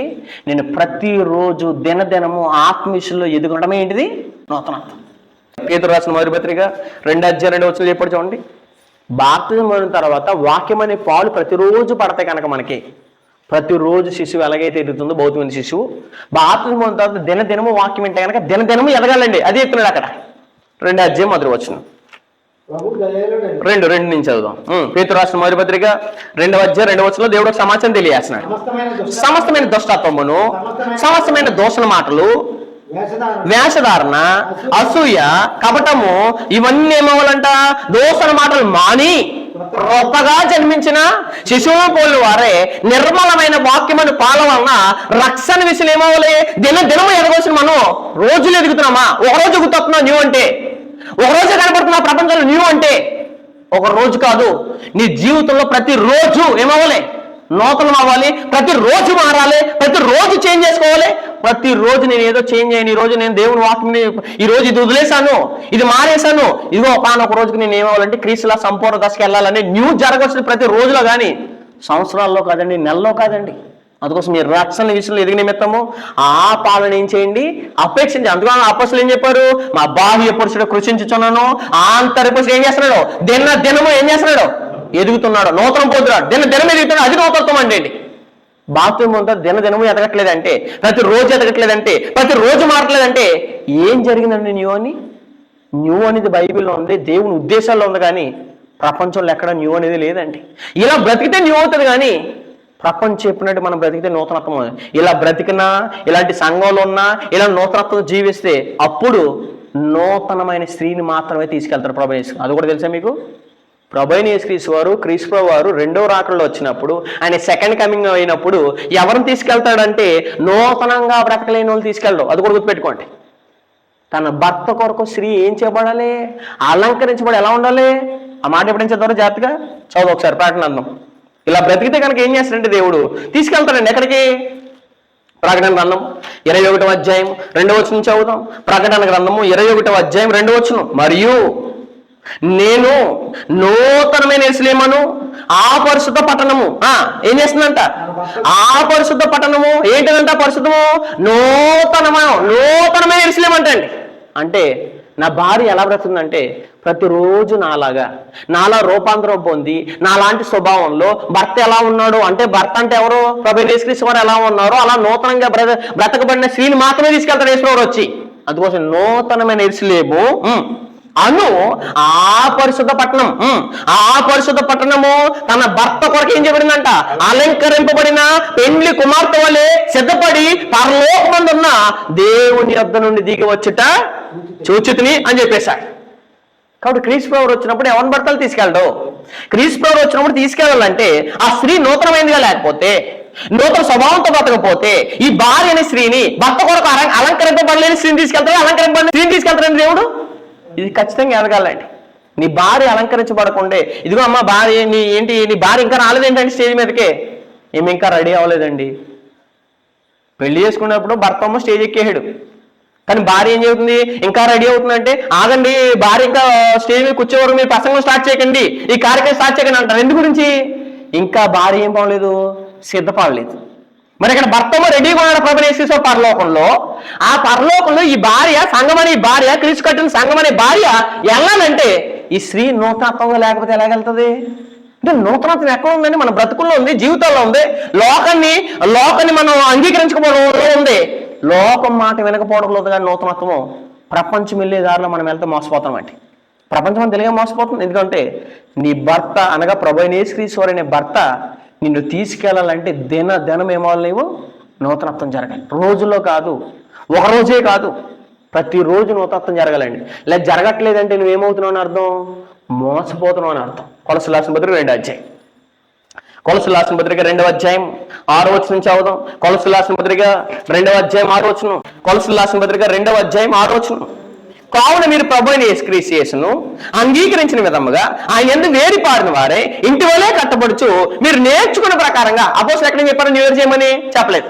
37 రోజు తాగి తనాలాడమన్నాడా? చెప్పలేదు. 37 రోజు 12 దాకా కేక్ కట్ చేయమని చెప్పడా? లేదండి. మీరు నేర్చుకున్న ప్రకారం. ఎవరు నేర్పుతున్నారండి మీకు? ప్రపంచం నేర్పుతుందా? ప్రపంచం కదా, అపోస్తలులు నేర్పాలి మీకు. మీరు నేర్చుకున్న ప్రకారంగా విశ్వాసం స్థిరపరచబడుచు ఇంటి వల్లే కట్టబడుచు చెప్పేసి అక్కడ ఏమని? మీరు నేర్చుకున్న ప్రకారంగా విశ్వాసం స్థిరపరచు కృతజ్ఞతాస్తుతులు చెల్లించు విస్తరించు ఆయన యందు ఏం చేయండి? నడుచుకోండి. ఆయన యందు నడుచుకోకపోతే ఏం చేస్తున్నారు మీరు? ప్రపంచ ధర్మం చొప్పున నడుపుతున్నారు. కిందకి మాట్లాడేసాడు ఏమని? ఆయన అనుసరింపక మనుషుల పారంపర్యం అని చెప్పేశాడు. అంటే సంవత్సరం మా అంతరంలో 2025 డిసెంబర్ 25 రోజు కూడా క్రిస్మస్ చేస్తారు. నేను రికార్డ్ చేసుకోండి, ఇప్పుడు రికార్డ్ అవుతుంది మాట. 2025 డిసెంబర్ 25 రోజున క్రిస్మస్ చేస్తారు. మళ్ళీ 31 తారీఖు అయిందా 2026 చేస్తారు. అంటే ఇదంతా ఏంటి? ఒక ఆచారం. ఏ ఆచారము? మనుషుల పారంపర్య ఆచారం. ఈ పారంపర్యం చేసే వాళ్ళకి కిందకి ఏమన్నాడు చూడండి, ఈ లోక సమయమైన ఫుట్ నోట్లు ఏమన్నాడు? 2 అనేసి ఒక అంకేసుడు. ఎక్కడేమిటి? ఈ లోక సమయంలో ఏమన్నాడో భూతాలు అలాగే చేస్తాయి. ఎన్నిసార్లు చెప్పినా భూత వైద్యుడు ఆ క్యారెక్టర్ మారతాడా? ఆ స్వభావం మారతాడా? డబ్బులు వస్తాడు కూడా ఏం చేస్తాడు? ఇంకా అదే పని చేస్తాడు. బాబు నువ్వెవరిని భూతాలు పోవట్లేదు, నువ్వెవరిని దయ్యాలు పెట్టవా, శక్తి నీ దగ్గర లేదంటే అబ్బాయి ఒప్పుకోడు. అలాగే ఈ ప్రపంచం కూడా ఈ నిజాలు చెప్పినా, ఎంత బోధించినా, ఎంత బుద్ధి చెప్పినా, ఎంత ఖండించినా మరలా 2025లో అలాగే చేస్తారు చూడండి. ఎందుకంటే వీళ్ళందరూ భూతాలండి. ఈ భూతాలు చెప్పిన మాట మనం వినకూడదు. అది అన్నాడు. ఈ లోక సంబంధమైన మూల పాఠములను అనుసరించి మోసకరమైన నిరర్ధక మోసపోతున్నావు అనద్దు. ప్రపంచం చెప్పినట్టు చేస్తున్నావు అంటే ఏమవుతున్నావు? మోసపోతున్నావు. దేవుని వాక్యం మెరుగు నీళ్ళు ఎంత మార్పు జరగాలి, నీలో చేంజ్ ఎవరు కనపడాలి. ప్రపంచం అంతా నిన్ను నిందిస్తుంది, నిన్ను అవమానిస్తుంది. వాళ్ళకి యాంటీగా చేసినప్పుడు వాళ్ళు ఏం చేస్తుంది? విమర్శిస్తుంది. కానీ వాళ్ళ మాట మనం ఎప్పుడు ఎట్టి పరిస్థితుల్లో జరగకూడదు. ఎందుకంటే నీలో నూతనత్వం జరగాలంటే. కింద మాట్లాడేస్తున్నాడు, మూలపాటలు అనుసరించి మోసకరమైన నిరర్ధక తత్వజ్ఞాని చేత మిమ్మును చెరపట్టుకుని పోవాడు ఎవడైనా ఉండినేమని ఏం చేయాలంట? జాగ్రత్తగా ఉండి అని చెప్పేసి. ఎందుకంటే వీళ్ళ మాట అంటే కనుక నా భర్త నేను తీసుకెళ్ళడం, వీళ్ళ మాట ప్రకారంగా నేను బతికితే కనుక నా భర్త నేను తీసుకెళ్ళకపోతే నా పరిస్థితి ఏంటి అని ఆలోచించవలసిన వారు ఏం చేస్తున్నారు? మనుషుల కోసం క్రీస్తు ప్రభువుని భర్తనే వదిలేస్తున్నారండి. ఆ భర్త కొరకు బ్రతకడమే మానేసి దేంట్లో న్యూ వెతుకుతున్నారు. కానీ జీవితాల్లోని, స్వభావాల్లోని, బ్రతుకుల్లోని మార్పు లేకుండా ప్రపంచంలో మార్పు కోసం చూస్తున్నారు. ఎంతవరకు వాస్తవం అండి ఇది? అసలు నిజంగా ఇలాగ మనం మోసపోతే కనుక ఎక్కడికి వెళ్తామండి? గళతీయులకు రాసిన పత్రిక 4వ అధ్యాయం చదువుతాం. గళతీయులకు రాసిన పత్రిక 4వ అధ్యాయం 9వ వచనం. గళతీయులకు రాసిన పత్రిక 4వ అధ్యాయం 9వ వచనం. ఇప్పుడు మీరెవరు? దేవుణ్ణి ఎరిగిన వారు అని చెప్పేశాడు. ఎవరిని ఎరిగారు మీరు? దేవుణ్ణి ఎరిగిన వారు అని చెప్పాడు. మీరు దేవుణ్ణి ఎరిగితే ఎలా బతుకుతారు? దేవుణ్ణి ఎరిగితే లోకం చెప్పినట్టు బతుకుతారు, లోకం చెప్పినట్టు చేస్తారు. లోకం ఏదైతే ఉద్దేశాలు దేంట్లో ఎరుగుతుందో మనం దాంట్లో న్యూని ఎదిగితే ఏంటండి? వెర్రోలు మా పిచ్చలను ఒకసారి దయచేసి ఆలోచించాలి. మీరు దేవుణ్ణి ఎరిగిన వారు. నెక్స్ట్ ఏమన్నాడు? ఇది ఇంకా ఇంపార్టెంట్. మీరు దేవుణ్ణి ఎరిగిన వారును మరీ విశేషముగా దేవుని చేత ఎరగబడిన వారు. మీరు దేవుణ్ణి ఎరిగిన వారు అయితే చాలా ఇంపార్టెంట్. అయితే మీరు దేవుని చేత ఎరగబడిన వారా? అసలు ఆలోచించారు ఆ విషయాన్ని. మీరు దేవుని చేత ఎరగబడిన వారును ఉన్నారు కనుక బలహీనమైనవి. నెక్స్ట్ ఏం చెప్పాడు? నిష్ప్రయోజనమైనవి మూల పాఠాలు తట్టు. ఏంటి గతంలో మీరు కూడా చేసిన వాళ్ళే కదండి. గతంలో మీరు కూడా చిందులేశారు కదండి. గతంలో నేను చేశాను కానీ తప్పు తెలుసుకోకుండా చేశాను. ఎలా పడితే నాకు ఆ బోధ తెలియదు, ఆ వాక్యం తెలియదు, అసలు సంఘం అక్కడ ఉండాలనే ఉద్దేశమే తెలియదు. తెలియక ముందు ఎన్నే చేస్తాం. మునుపు ఎన్నైనా బతుకుతామండి. మునుపు తప్పు చేయకూడదని తెలుసా? తెలియదు. అందుకోసం ఏం చేసాం. మునుపు మోసకరంగా బ్రతకడము, దేహాన్ని ఇష్టానుసారం కోరికలు తీర్చుకోవడం తప్పు అని తెలుసా? తెలియదు కూడా. ఏం చేసాం? ఎంజాయ్ చేసాం. శుభ్రంగా విల్లాసంగా ఏం చేసాం? ఈ దేహాన్ని పాపాల కొరకు వాడేసాం. కానీ ఇప్పుడు మారము, తెలుసుకున్నాం, గ్రంథం చేత హెచ్చరించబడ్డాం. కూడా ఏం చేయాలి? మునుపు చేసిన వాడిని చేయకూడదు అన్నాడు. అదే చెప్పాడు. ఏమని? మీరు దేవుని చేత ఎరగబడిన వారు ఉన్నారు కనుక బలహీనమైనవి, నిష్ప్రయోజనమైనవి మూల పాఠాలు ఏంటంటే ఎప్పటి నుంచో వస్తున్నాయి, ఎప్పటి నుంచో చేస్తున్నారండి వీళ్ళు అన్నారు. ఎప్పటి నుంచి చేస్తున్నారండి? మీరు ఇప్పుడంటే వచ్చారు కానీ మీ తాతలు చేశారండి అంటే వాళ్ళకి ఫుల్ కౌంటర్ ఇచ్చేస్తున్నాను బైబిల్. ఏమని? పేతురు రాసిన మొదటి పత్రిక 1వ అధ్యాయం 18వ వచనం చదువుదాం. అలా తెలియదు కానీ పాపం చేశారు. కానీ తెలిసి నీవు ఎరిగి నువ్వు ఏం చేస్తున్నావు? పేతురు రాసిన మొదటి పత్రిక 1వ అధ్యాయం 18వ వచనం చదువుదాం అందరూ దీన్ని దయచేసి. పేతురు రాసిన మొదటి పత్రిక 1వ అధ్యాయం 18వ వచనం. ఏ పారంపర్యమైన ఎక్కడి నుంచి వచ్చినాయండి ఇవన్నీ? పితృపారం. మీకు అంటూ ఒక రోమన్ క్యాథలిక్ ఉన్నారు, 3rd century వాళ్ళు ఉన్నారు, వీళ్ళందరూ ప్రవేశపెట్టిన వీళ్ళందరూ చేస్తున్నారంటే మీ పితృ పారంపర్యమైన మంచి ప్రవర్తన. అబ్బా మంచిగా చేస్తున్నారండి. క్రిస్మస్ స్టార్ పల్లె పెట్టారండి. డిసెంబర్ 20 తాగేసి శుభ్రం కేక్ కటింగ్లో పాల్గొని శుభ్రం కేక్ భలే తిన్నారండి. అదండి దేవునికి కావాల్సింది. పితృ పారంపర్యమైన ఇప్పుడు నుంచో చేస్తున్నారు కదా అంటే అవన్నీ ఏమన్నాడు దేవుడు? వ్యర్థ ప్రవర్తన అన్నాడు. పితృ పారంపర్యమైన మీ వ్యర్థ ప్రవర్తన ఏం చేయాలి? విడిచిపెట్టాలి. ఇంకా విడిచిపెట్టట్లేదా? ఇంకా మారట్లేదా? ఇంకా దేవుని చేత ఎరగబడట్లేదా? మీరు ఏం చేస్తున్నారు? దయచేసి మారిన తర్వాత, నూతనత్వం జరుగుతున్న తర్వాత ఏం చేస్తున్నారు ఒకసారి దయచేసి వచ్చింది. ఒకసారి గళితీయుల రాసిన పత్రిక 4వ అధ్యాయం 9-10 వచనాలు. గళితీయుల రాసిన పత్రిక 4వ అధ్యాయం 9-10 వచనాల్లో ఇప్పుడు మీరు ఎవరినంటండి? గళితీయుల రాసిన పత్రిక 4వ అధ్యాయం 9-10 వచనాలు. మీరు ఇప్పుడు దేవుని ఎరిగిన వారును మరి విశేషంగా దేవుని చేత ఎరగబడిన ఉన్నారు కనుక బలహీనమైనవి ఏంటండి? వాటిని జరుపుకుంటే వాటి వల్ల ఉపయోగం ఏంటండి? డబ్బులు వేసి తప్పించి పాపము కట్టికి పేదవాడు ఉంటాడు, పేదోడు ఉంటాడు. నాన్న బట్టలు కొనుక్కున్నారంటే మొత్తం 50,000 లేపేస్తారు. ఎక్కడి తేవాలైనా ఏంటి ఉపయోగం? కుటుంబ యజమానికి ఉపయోగమా? లేదా భార్యకు ఉపయోగమా? పిల్లలకు ఉపయోగమా? ఏంటి ఉపయోగం? అట్ల వల్ల ఖర్చే తప్పించి, అట్లా ఉపయోగం లేదు తప్పించి ఏంటి? బట్టలు లేకపోతే బట్టలు కొనుక్కోవాలి కానీ క్రీస్తు పేరు చెప్పి నువ్వు బట్టలు కొనుక్కోవడం ఏంటి? క్రీస్తు పేరు చెప్పి బట్టలు లేదు, బట్టలు ఎత్తున్నావా? లేదు. ఆదుకున్నావా? లేదు. దిక్కులేని పిల్లవాడిని పరామర్శిస్తున్నావా? విధవరాలు వస్తుంటే విధవరాలు వచ్చి ఎదురు రాకుండా అన్నారు వీళ్ళు. విధవరాలు వస్తే ఆవిడ తల్లితోను బేది విధవరాలను ఏం చేయాలి? ప్రేమించాలని, ఆవిడ హత్తుకోవాలని. ఇది చేయడం మానేసి ఇది జరగట్లేదు కానీ నూతనత్వం క్యారెక్టర్లో మార్పు జరగట్లేదు. కానీ ఆవిడ వచ్చిన పక్కెళ్ళిపోండి, శుభకార్యం చెప్పకూడదు, చచ్చిపోతే వాళ్ళ ఇంటికి వెళ్ళకూడదు, వాళ్ళకి ఏమీ చెప్పకూడదు, మన ఇంట్లో శుభకార్యం జరుగుతుంది కదా చనిపోయిన ఇంటికి వెళ్ళి చెప్పకూడదు. ఏంటండి ఈ కార్యక్రమాలు అన్నీ? అసలే మీరు అన్ని మూలపాఠాలు చేస్తున్నారని అర్థం. అందుకోసం ఏమన్నాడు కిందకి? బలహీనమైనవి నిష్ప్రయోజనై ఉన్న మూల పాఠాలు తట్టు మరలా ఏమవకూడదంట? గతంలో మీరు చేయలేదు ఏంటండి అంటారు పెద్ద మేధావులు. కానీ ఏమన్నాడు దేవుడు? చేశారు, కానీ ఇక్కడి నుంచి ఏమన్నాడు? చేయకూడదు అన్నాడు.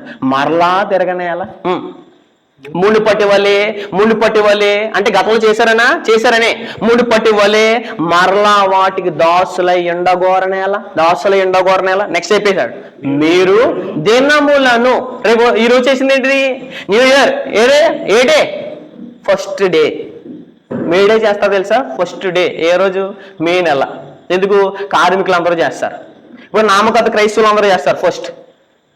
నిజమైన క్రైస్తవుడు ఏ రోజు చేయడం కొంచెం అంటే దేవుడు ఏం చెప్పాడు వచ్చేస్తాడు. కానీ ఆదివారం కూడుకోమన్నాడు, ఆదివారం సారాధనగా కూడుకోమన్నాడు, ఆదివారం వాక్యం చేత గద్దించమన్నాడు, ఆదివారం దేవుని స్తుతించమన్నాడు, ఆరాధన చేయమన్నాడు. ఎవరిని ఆరాధన చేయాలో, ఎలా ఆరాధన చేయాలి? శరీరంతో ఆరాధన చేయకుండా మీరు ఆత్మతో ఆరాధన చేయాలన్నాడు. దేవుని యొక్క ఆత్మతో ఆరాధించాలన్నాడు. ఇవన్నీ ప్యాటర్న్ చెప్పాడు. ఆయన చెప్పిన ప్యాటర్న్ మానేసి మేము దినాలు పాటిస్తామండి. డిసెంబర్ 25 దినమే, న్యూ ఇయర్ ఫస్ట్ దినమే, 31 దినమే. మీరు దినములను నెక్స్ట్ ఏంటంట? మాసాలు, నెలలో కార్యక్రమాలు చేస్తారు వీళ్ళు. డిసెంబర్ నెల ఏంటిది? ఈ నెల ఒకటే క్రీస్తు గుర్తొస్తారు. క్రీస్తు అయ్యి బాబు క్రీస్తు కీర్తించేస్తారు, ఆరాధించేస్తారు, మెస్మరైజ్ చేస్తారు, ప్రపంచాన్ని క్రీస్తు చూపించేస్తారండి ఈ నెలకు రోజు. మరి మిగిలిన 11 నెలలు ప్రభువైన యేసుక్రీస్తు వారు తెలియదు మాకు. ఆయన ఎవరో మాకు తెలియదు. ఆయన చెప్పాడు మేము బ్రతకం, ఆయన దగ్గరికి రాము. కేవలము డిసెంబర్ నెల మాత్రం వస్తాం. మేము మాసాలు చేస్తాం అంతే. ఎందుకంటే డిసెంబర్ నెల మాత్రమే కావాలి మాకు. ఎవరు? క్రీస్తు ప్రభువు వారు. మేము మాసములను నెక్స్ట్ ఏంటంట? ఉత్సవ కాలాలు. ఏంటి? Celebration days. ఏది? న్యూ ఇయర్ అంటే ముందు శుభ్ర సెలబ్రేషన్ అండి. ప్రతి త్రాగుబోతులకి మంచి రోజు ఏదైనా ఉందంటే అలా ఆల్రెడీ 364 రోజులు తాగుతారు, 365వ రోజు ఎక్కువ తాగుతారు. ఎందు గురించి?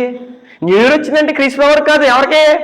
మందు బాబులకి కొంచెం మందు ఎక్స్ట్రా దొరుకుతుంది. నిజంగా ఎవరు ఏదన్నా అసలు ఆ రోజు తాగినా ఎవడేమన్నా కాబట్టి ఏం చేస్తారో ఫుల్గా తాగేసి. ఒక ఆయన స్టాటస్ పెడతా తీసుకో, డిసెంబర్ 31 మాత్రం తాగను కానీ ఆ రోజు ఫుల్గా తాగేతాను కానీ 1వ తారీఖు నేను తాగను అన్నాడు చూసుకో మోసలైన. అలాగే వీళ్ళందరూ ఏం చేస్తున్నారు? మొత్తం ఆ రోజంతా ఫుల్గా తాగేసి ఆ రోజంతా ఎంజాయ్ చేసి 1వ తారీఖు భక్తి, ప్రేమ, విశ్వాసం, సాత్వికం, సమాధానం ఎంతవరకు వాస్తవం అండి ఇది? మీరు దినములను మాసములను ఏం చేయకూడదంట? ఎంటర్టైన్మెంట్ డేస్, ఉత్సవ కాలములను, సంవత్సరం ఏంటంట? సంవత్సరాలు. ఏ సంవత్సరం? న్యూ ఇయర్, కొత్త సంవత్సరం. సంవత్సరాలు పాటిస్తున్నారా? సంవత్సరములను ఆచరించున్నారు. మీ విషయమై నేను పడిన కష్టము వ్యర్థమైపోవునని మిమ్మల్ని గురించి ఏం చేస్తున్నాను? భయపడతానని చెప్పారు పౌలు గారు. భయపడతారని చెప్తారు యేసుప్రభువు వారు గారు. వీళ్ళకు భయం లేదు. దినాలు పాటిస్తున్నాం మనం, మాసాలు పాటిస్తున్నాం ఏంటి, సంవత్సరాలు పాటిస్తున్నాం ఏంటి, ఉత్సవకాలలో పాటిస్తున్నాం ఏంటి అని భయము భక్తి లేకుండా, జీవితంలో మార్పు జరగకుండా, నూతనత్వం జరగకుండా, ఇంకా మారినవారు స్టేజ్ ఎక్కి విందులు చేసి, నాటికలు వేసి, డ్యాన్స్లు వేసి ఏం చేస్తారంటే సమాజానికి ఏం మెసేజ్ ఇస్తున్నారు? ఇలా సమాజాన్ని మార్చవలసిన వాళ్ళు మనము. మన మాదిరి అనేక మందికి మాదిరిగా ఉండాలి, మనం చూసి అనేక మంది మారాలి. ఇది మానేసి మేము ఎంజాయ్ చేస్తాం, దినాలు పాటిస్తాం, రోజులు పాటిస్తాం, సంవత్సరాలు పాటిస్తాం. వీళ్ళు పాటిస్తే నీకు ఉపయోగం ఉంది, దేవునికి ఉపయోగం ఉంది, ప్రభువుకి ఉపయోగం ఉంది. ఇవన్నీ చేసి మోసపోయావా ఎక్కడికి వెళ్తావు కూడా చెప్పేశాడు. అబద్ధాన్ని ఎవరైతే నమ్మారో, బైబిల్లో లేని దాన్ని ఎవరైతే చేస్తున్నారో, ఆ బైబిల్లో చెప్పని దాన్ని ఎవరైతే సమాజంలో పూనుకుని ఎవరైతే చేస్తారో వాళ్ళందరి పరిస్థితి ఏంటండి? నూతనంగా బ్రతికితే భర్త దగ్గరికి వెళ్తారో, నూతనంగా బ్రతకపోతే ఎక్కడికి వెళ్తారు? ఇంకా శాశ్వతమైన నిద్రలోకి వెళ్ళిపోతారు. ఇంకా లెగలేరు. ఎక్కడ? క్రీస్తు ప్రభువు వచ్చినప్పుడు కూడా లెగడానికి అలాగే ఏముండదు అవకాశం ఉంది. ప్రకటన 21 అధ్యాయం, ప్రకటన గ్రంథం 21 అధ్యాయం 8వ వచనం నుంచి చదువుదాం. పిరికివారును, అవిశ్వాసులను, అసహ్యులను, నరహంతకులను, వ్యభిచారులను, మాంత్రికులను, విగ్రహారాధికులు, ప్రపంచానికి పిరికి ఏం పడుతున్నారు? అయ్యో మీరు సమాధికి రారండి, పెళ్లికి రాదు, పిరికోలేను అందరూ. పిరికోళ్ళు నెక్స్ట్ ఏంటంట? విశ్వాసం కలిగి బ్రతకలేదు. విశ్వాసం కలిగిన వాళ్ళు ఏం చేస్తారు? అదృశ్యమైన వాటిని ఏం చేస్తారు? నిదానించుతారు. మరి వీళ్ళు అవిశ్వాసం అంటే కారణం ఏంటి? విశ్వాసం లేకుండా బతుందని అర్థం. అవిశ్వాసులు, అసహ్యులు, నరహంతకులు. అసహ్యం అంటే అర్థం ఏంటి? ఎప్పుడు అసహ్యించుకుంటామండి? రోబు ఏంటి క్రైస్తవుని ఇళ్ళని తప్పు చేసాడు, నీ మీద ఉమ్మేలు అనిపిస్తున్నా అంట. నిజంగా మన జీవితాన్ని బట్టి ఎన్నిసార్లు ఉమ్మేలు దేవుడు? నువ్వు నిలువెచ్చనగా బ్రతుకుతున్నావు కాబట్టి నేను నా నోట్లను ఏం చేస్తున్నాను? ఉమ్మేస్తున్నాను అన్నాడు. ఇది అసహ్యత అంటే. అసహ్యులను, నరహంతకులను, వ్యభిచారులను, మాంత్రికులను, విగ్రహారాధికులను, అబద్ధికులు అందరని చెప్పేసాడు. అబద్ధ బోధన నమ్మి అబద్ధ మతశాఖల వారు, మత పాస్తమే పదానికి అర్థం తెలియని వాళ్ళు ఏం చేస్తున్నారు? వాళ్ళు చెప్పిన దాంట్లో రూట్లో వెళ్ళిపోతూ ఇంకా ఎక్కడ ఏది చెప్తున్నారు? గుడ్డోడు కావచ్చు, ఇతర గుంట్లోకి వెళ్తారు. అలాగే వీళ్ళందరూ గుంట్లోకి పోయి ఏమంటారంటే మేము చేసేదే కరెక్ట్ అంటారు. ఎవరు? ఈ అబద్ధికులు. ఈ అబద్ధాన్ని ఎవరైతే నమ్మారో వాళ్ళకి ఏమైపోద్దంట? ఈ అబద్ధికులందరూ అగ్ని గంధకములతో మండు గుండములో పడుతురు. ఇదే మరణము, రెండవ మరణం. నీకు సెకండ్ మరణం వస్తుందంటే కారకుడు ఎవరంటే నువ్వు. ఎందుకోసమంటే నీ ఫస్ట్ మరణము నుంచి తప్పించేశాడు. భౌతిక మరణం అయినా మనకి ఏ ప్రాబ్లం లేదు, ఎందుకంటే క్రైస్తవునందు ఉంటాయి కాబట్టి. క్రీస్తునందు ఉన్నవారే మొదట లేతారు. అందరూ వారు తమ వసతి వేస్తుంటే క్రీస్తునందు ఉన్నవారు ఎప్పుడు లేతారు? మొదట లేతారు అని చెప్పేశాడు. ఇప్పుడు క్రీస్తునందు అంటే భౌతికమైన చావుకు భయపడవసరం లేదు, రెండో మరణాన్ని కూడా భయపడవసరం లేదు. ఎందుకంటే నూతనంగా బ్రతుకామా నూతనమైన పట్టణంలోకి వెళ్ళిపోతాం. అది పరలోకం. ఆ పరలోకంకి వెళ్ళాలంటే భూమి మీద నూతనత్వం లేకపోయినా, నూతన జీవం బాప్తిసంలో పొందకపోయినా, ప్రపంచంలోను, ప్రకృతిలోను, సూర్యుడిలోను, డేట్లోను చూసామా మనలో చూడట్లేదా? ఖచ్చితంగా మోసపోతున్నాను, అబద్ధాన్ని నమ్ముతున్నందుకు ఎక్కడికి వెళ్ళిపోతాం? రెండో మరణానికి. నాయన నేను రెండో మరణానికి వెళ్ళిపోయినని అక్కడికి వచ్చిన తర్వాత అన్నారు అనుకోండి, భూమి మీద మోసపోమని మీకు ఎవరు చెప్పారు? ఎవరు మోసపోయారు? నీకు నచ్చిన రూట్లో వెళ్ళావు, నీకు నచ్చిన మార్గంలో వెళ్ళావు, ప్రపంచమంతా చెప్పిన మార్గంలో వెళ్ళావు, ప్రపంచమంతా చెప్పిన రూట్లో వెళ్ళావు. మళ్ళీ దేవుడిని నెట్టుకు వచ్చేది అక్కడ ఎవరైపోతారంటే దోషులు మనమైపోతాం. ఎందుకంటే దేహముతో జరిగించిన ప్రతి వాటికి ఏం చెప్పాలి? అవి మంచివైనా సరే చెడ్డమైనా సరే దేహంతో జరిగించిన వాటన్నిటికీ లెక్కప్ చెప్పాలి. ఎందుకంటే ఇదే దేహంతో తప్పు చేయకుండా బ్రతకాడు, ఇదే దేహంతో మనుషులు చెప్పినట్టు బ్రతకలేదు ఎవరంటే ప్రభువు యేసుక్రీస్తు వారు. ఆయనే ఒకానొక రోజు మనం తీర్పిస్తాడు. ఆ తీర్పులో ధైర్యంగా నిలబడాలంటే ఆయన వచ్చినప్పుడు ఆయన కొరకు అలంకరించబడిన స్త్రీలాగా, నూతనమైన స్త్రీలాగా ఉంటే కనుక ఖచ్చితంగా ఆయన మనల్ని తీసుకెళ్తాడు. నూతనమైన స్త్రీగా లేకుండా ప్రపంచంలో నూతనాన్ని వెతికేవారు ఉన్నారా? ఆయన ఒక చోట తీసుకెళ్తారు. ఎక్కడికి? అది కూడా నరకానికి. కాబట్టి రెండు ఇచ్చేది ఆయనే కాబట్టి, మన తండ్రి దేవుడే కాబట్టి. కాబట్టి ఇదేనికి వెళ్తారో మీకు ఇచ్చేస్తున్నాను. నూతనత్వం మీలో కనిపిస్తారా? స్వభావంలో కనిపిస్తారా? జీవుల్లో కనిపిస్తారా? ప్రవర్తనలో కనిపిస్తారా? లేదా ప్రపంచంలో వెతుకుతారా? అది మీకు వదిలేస్తున్నాను.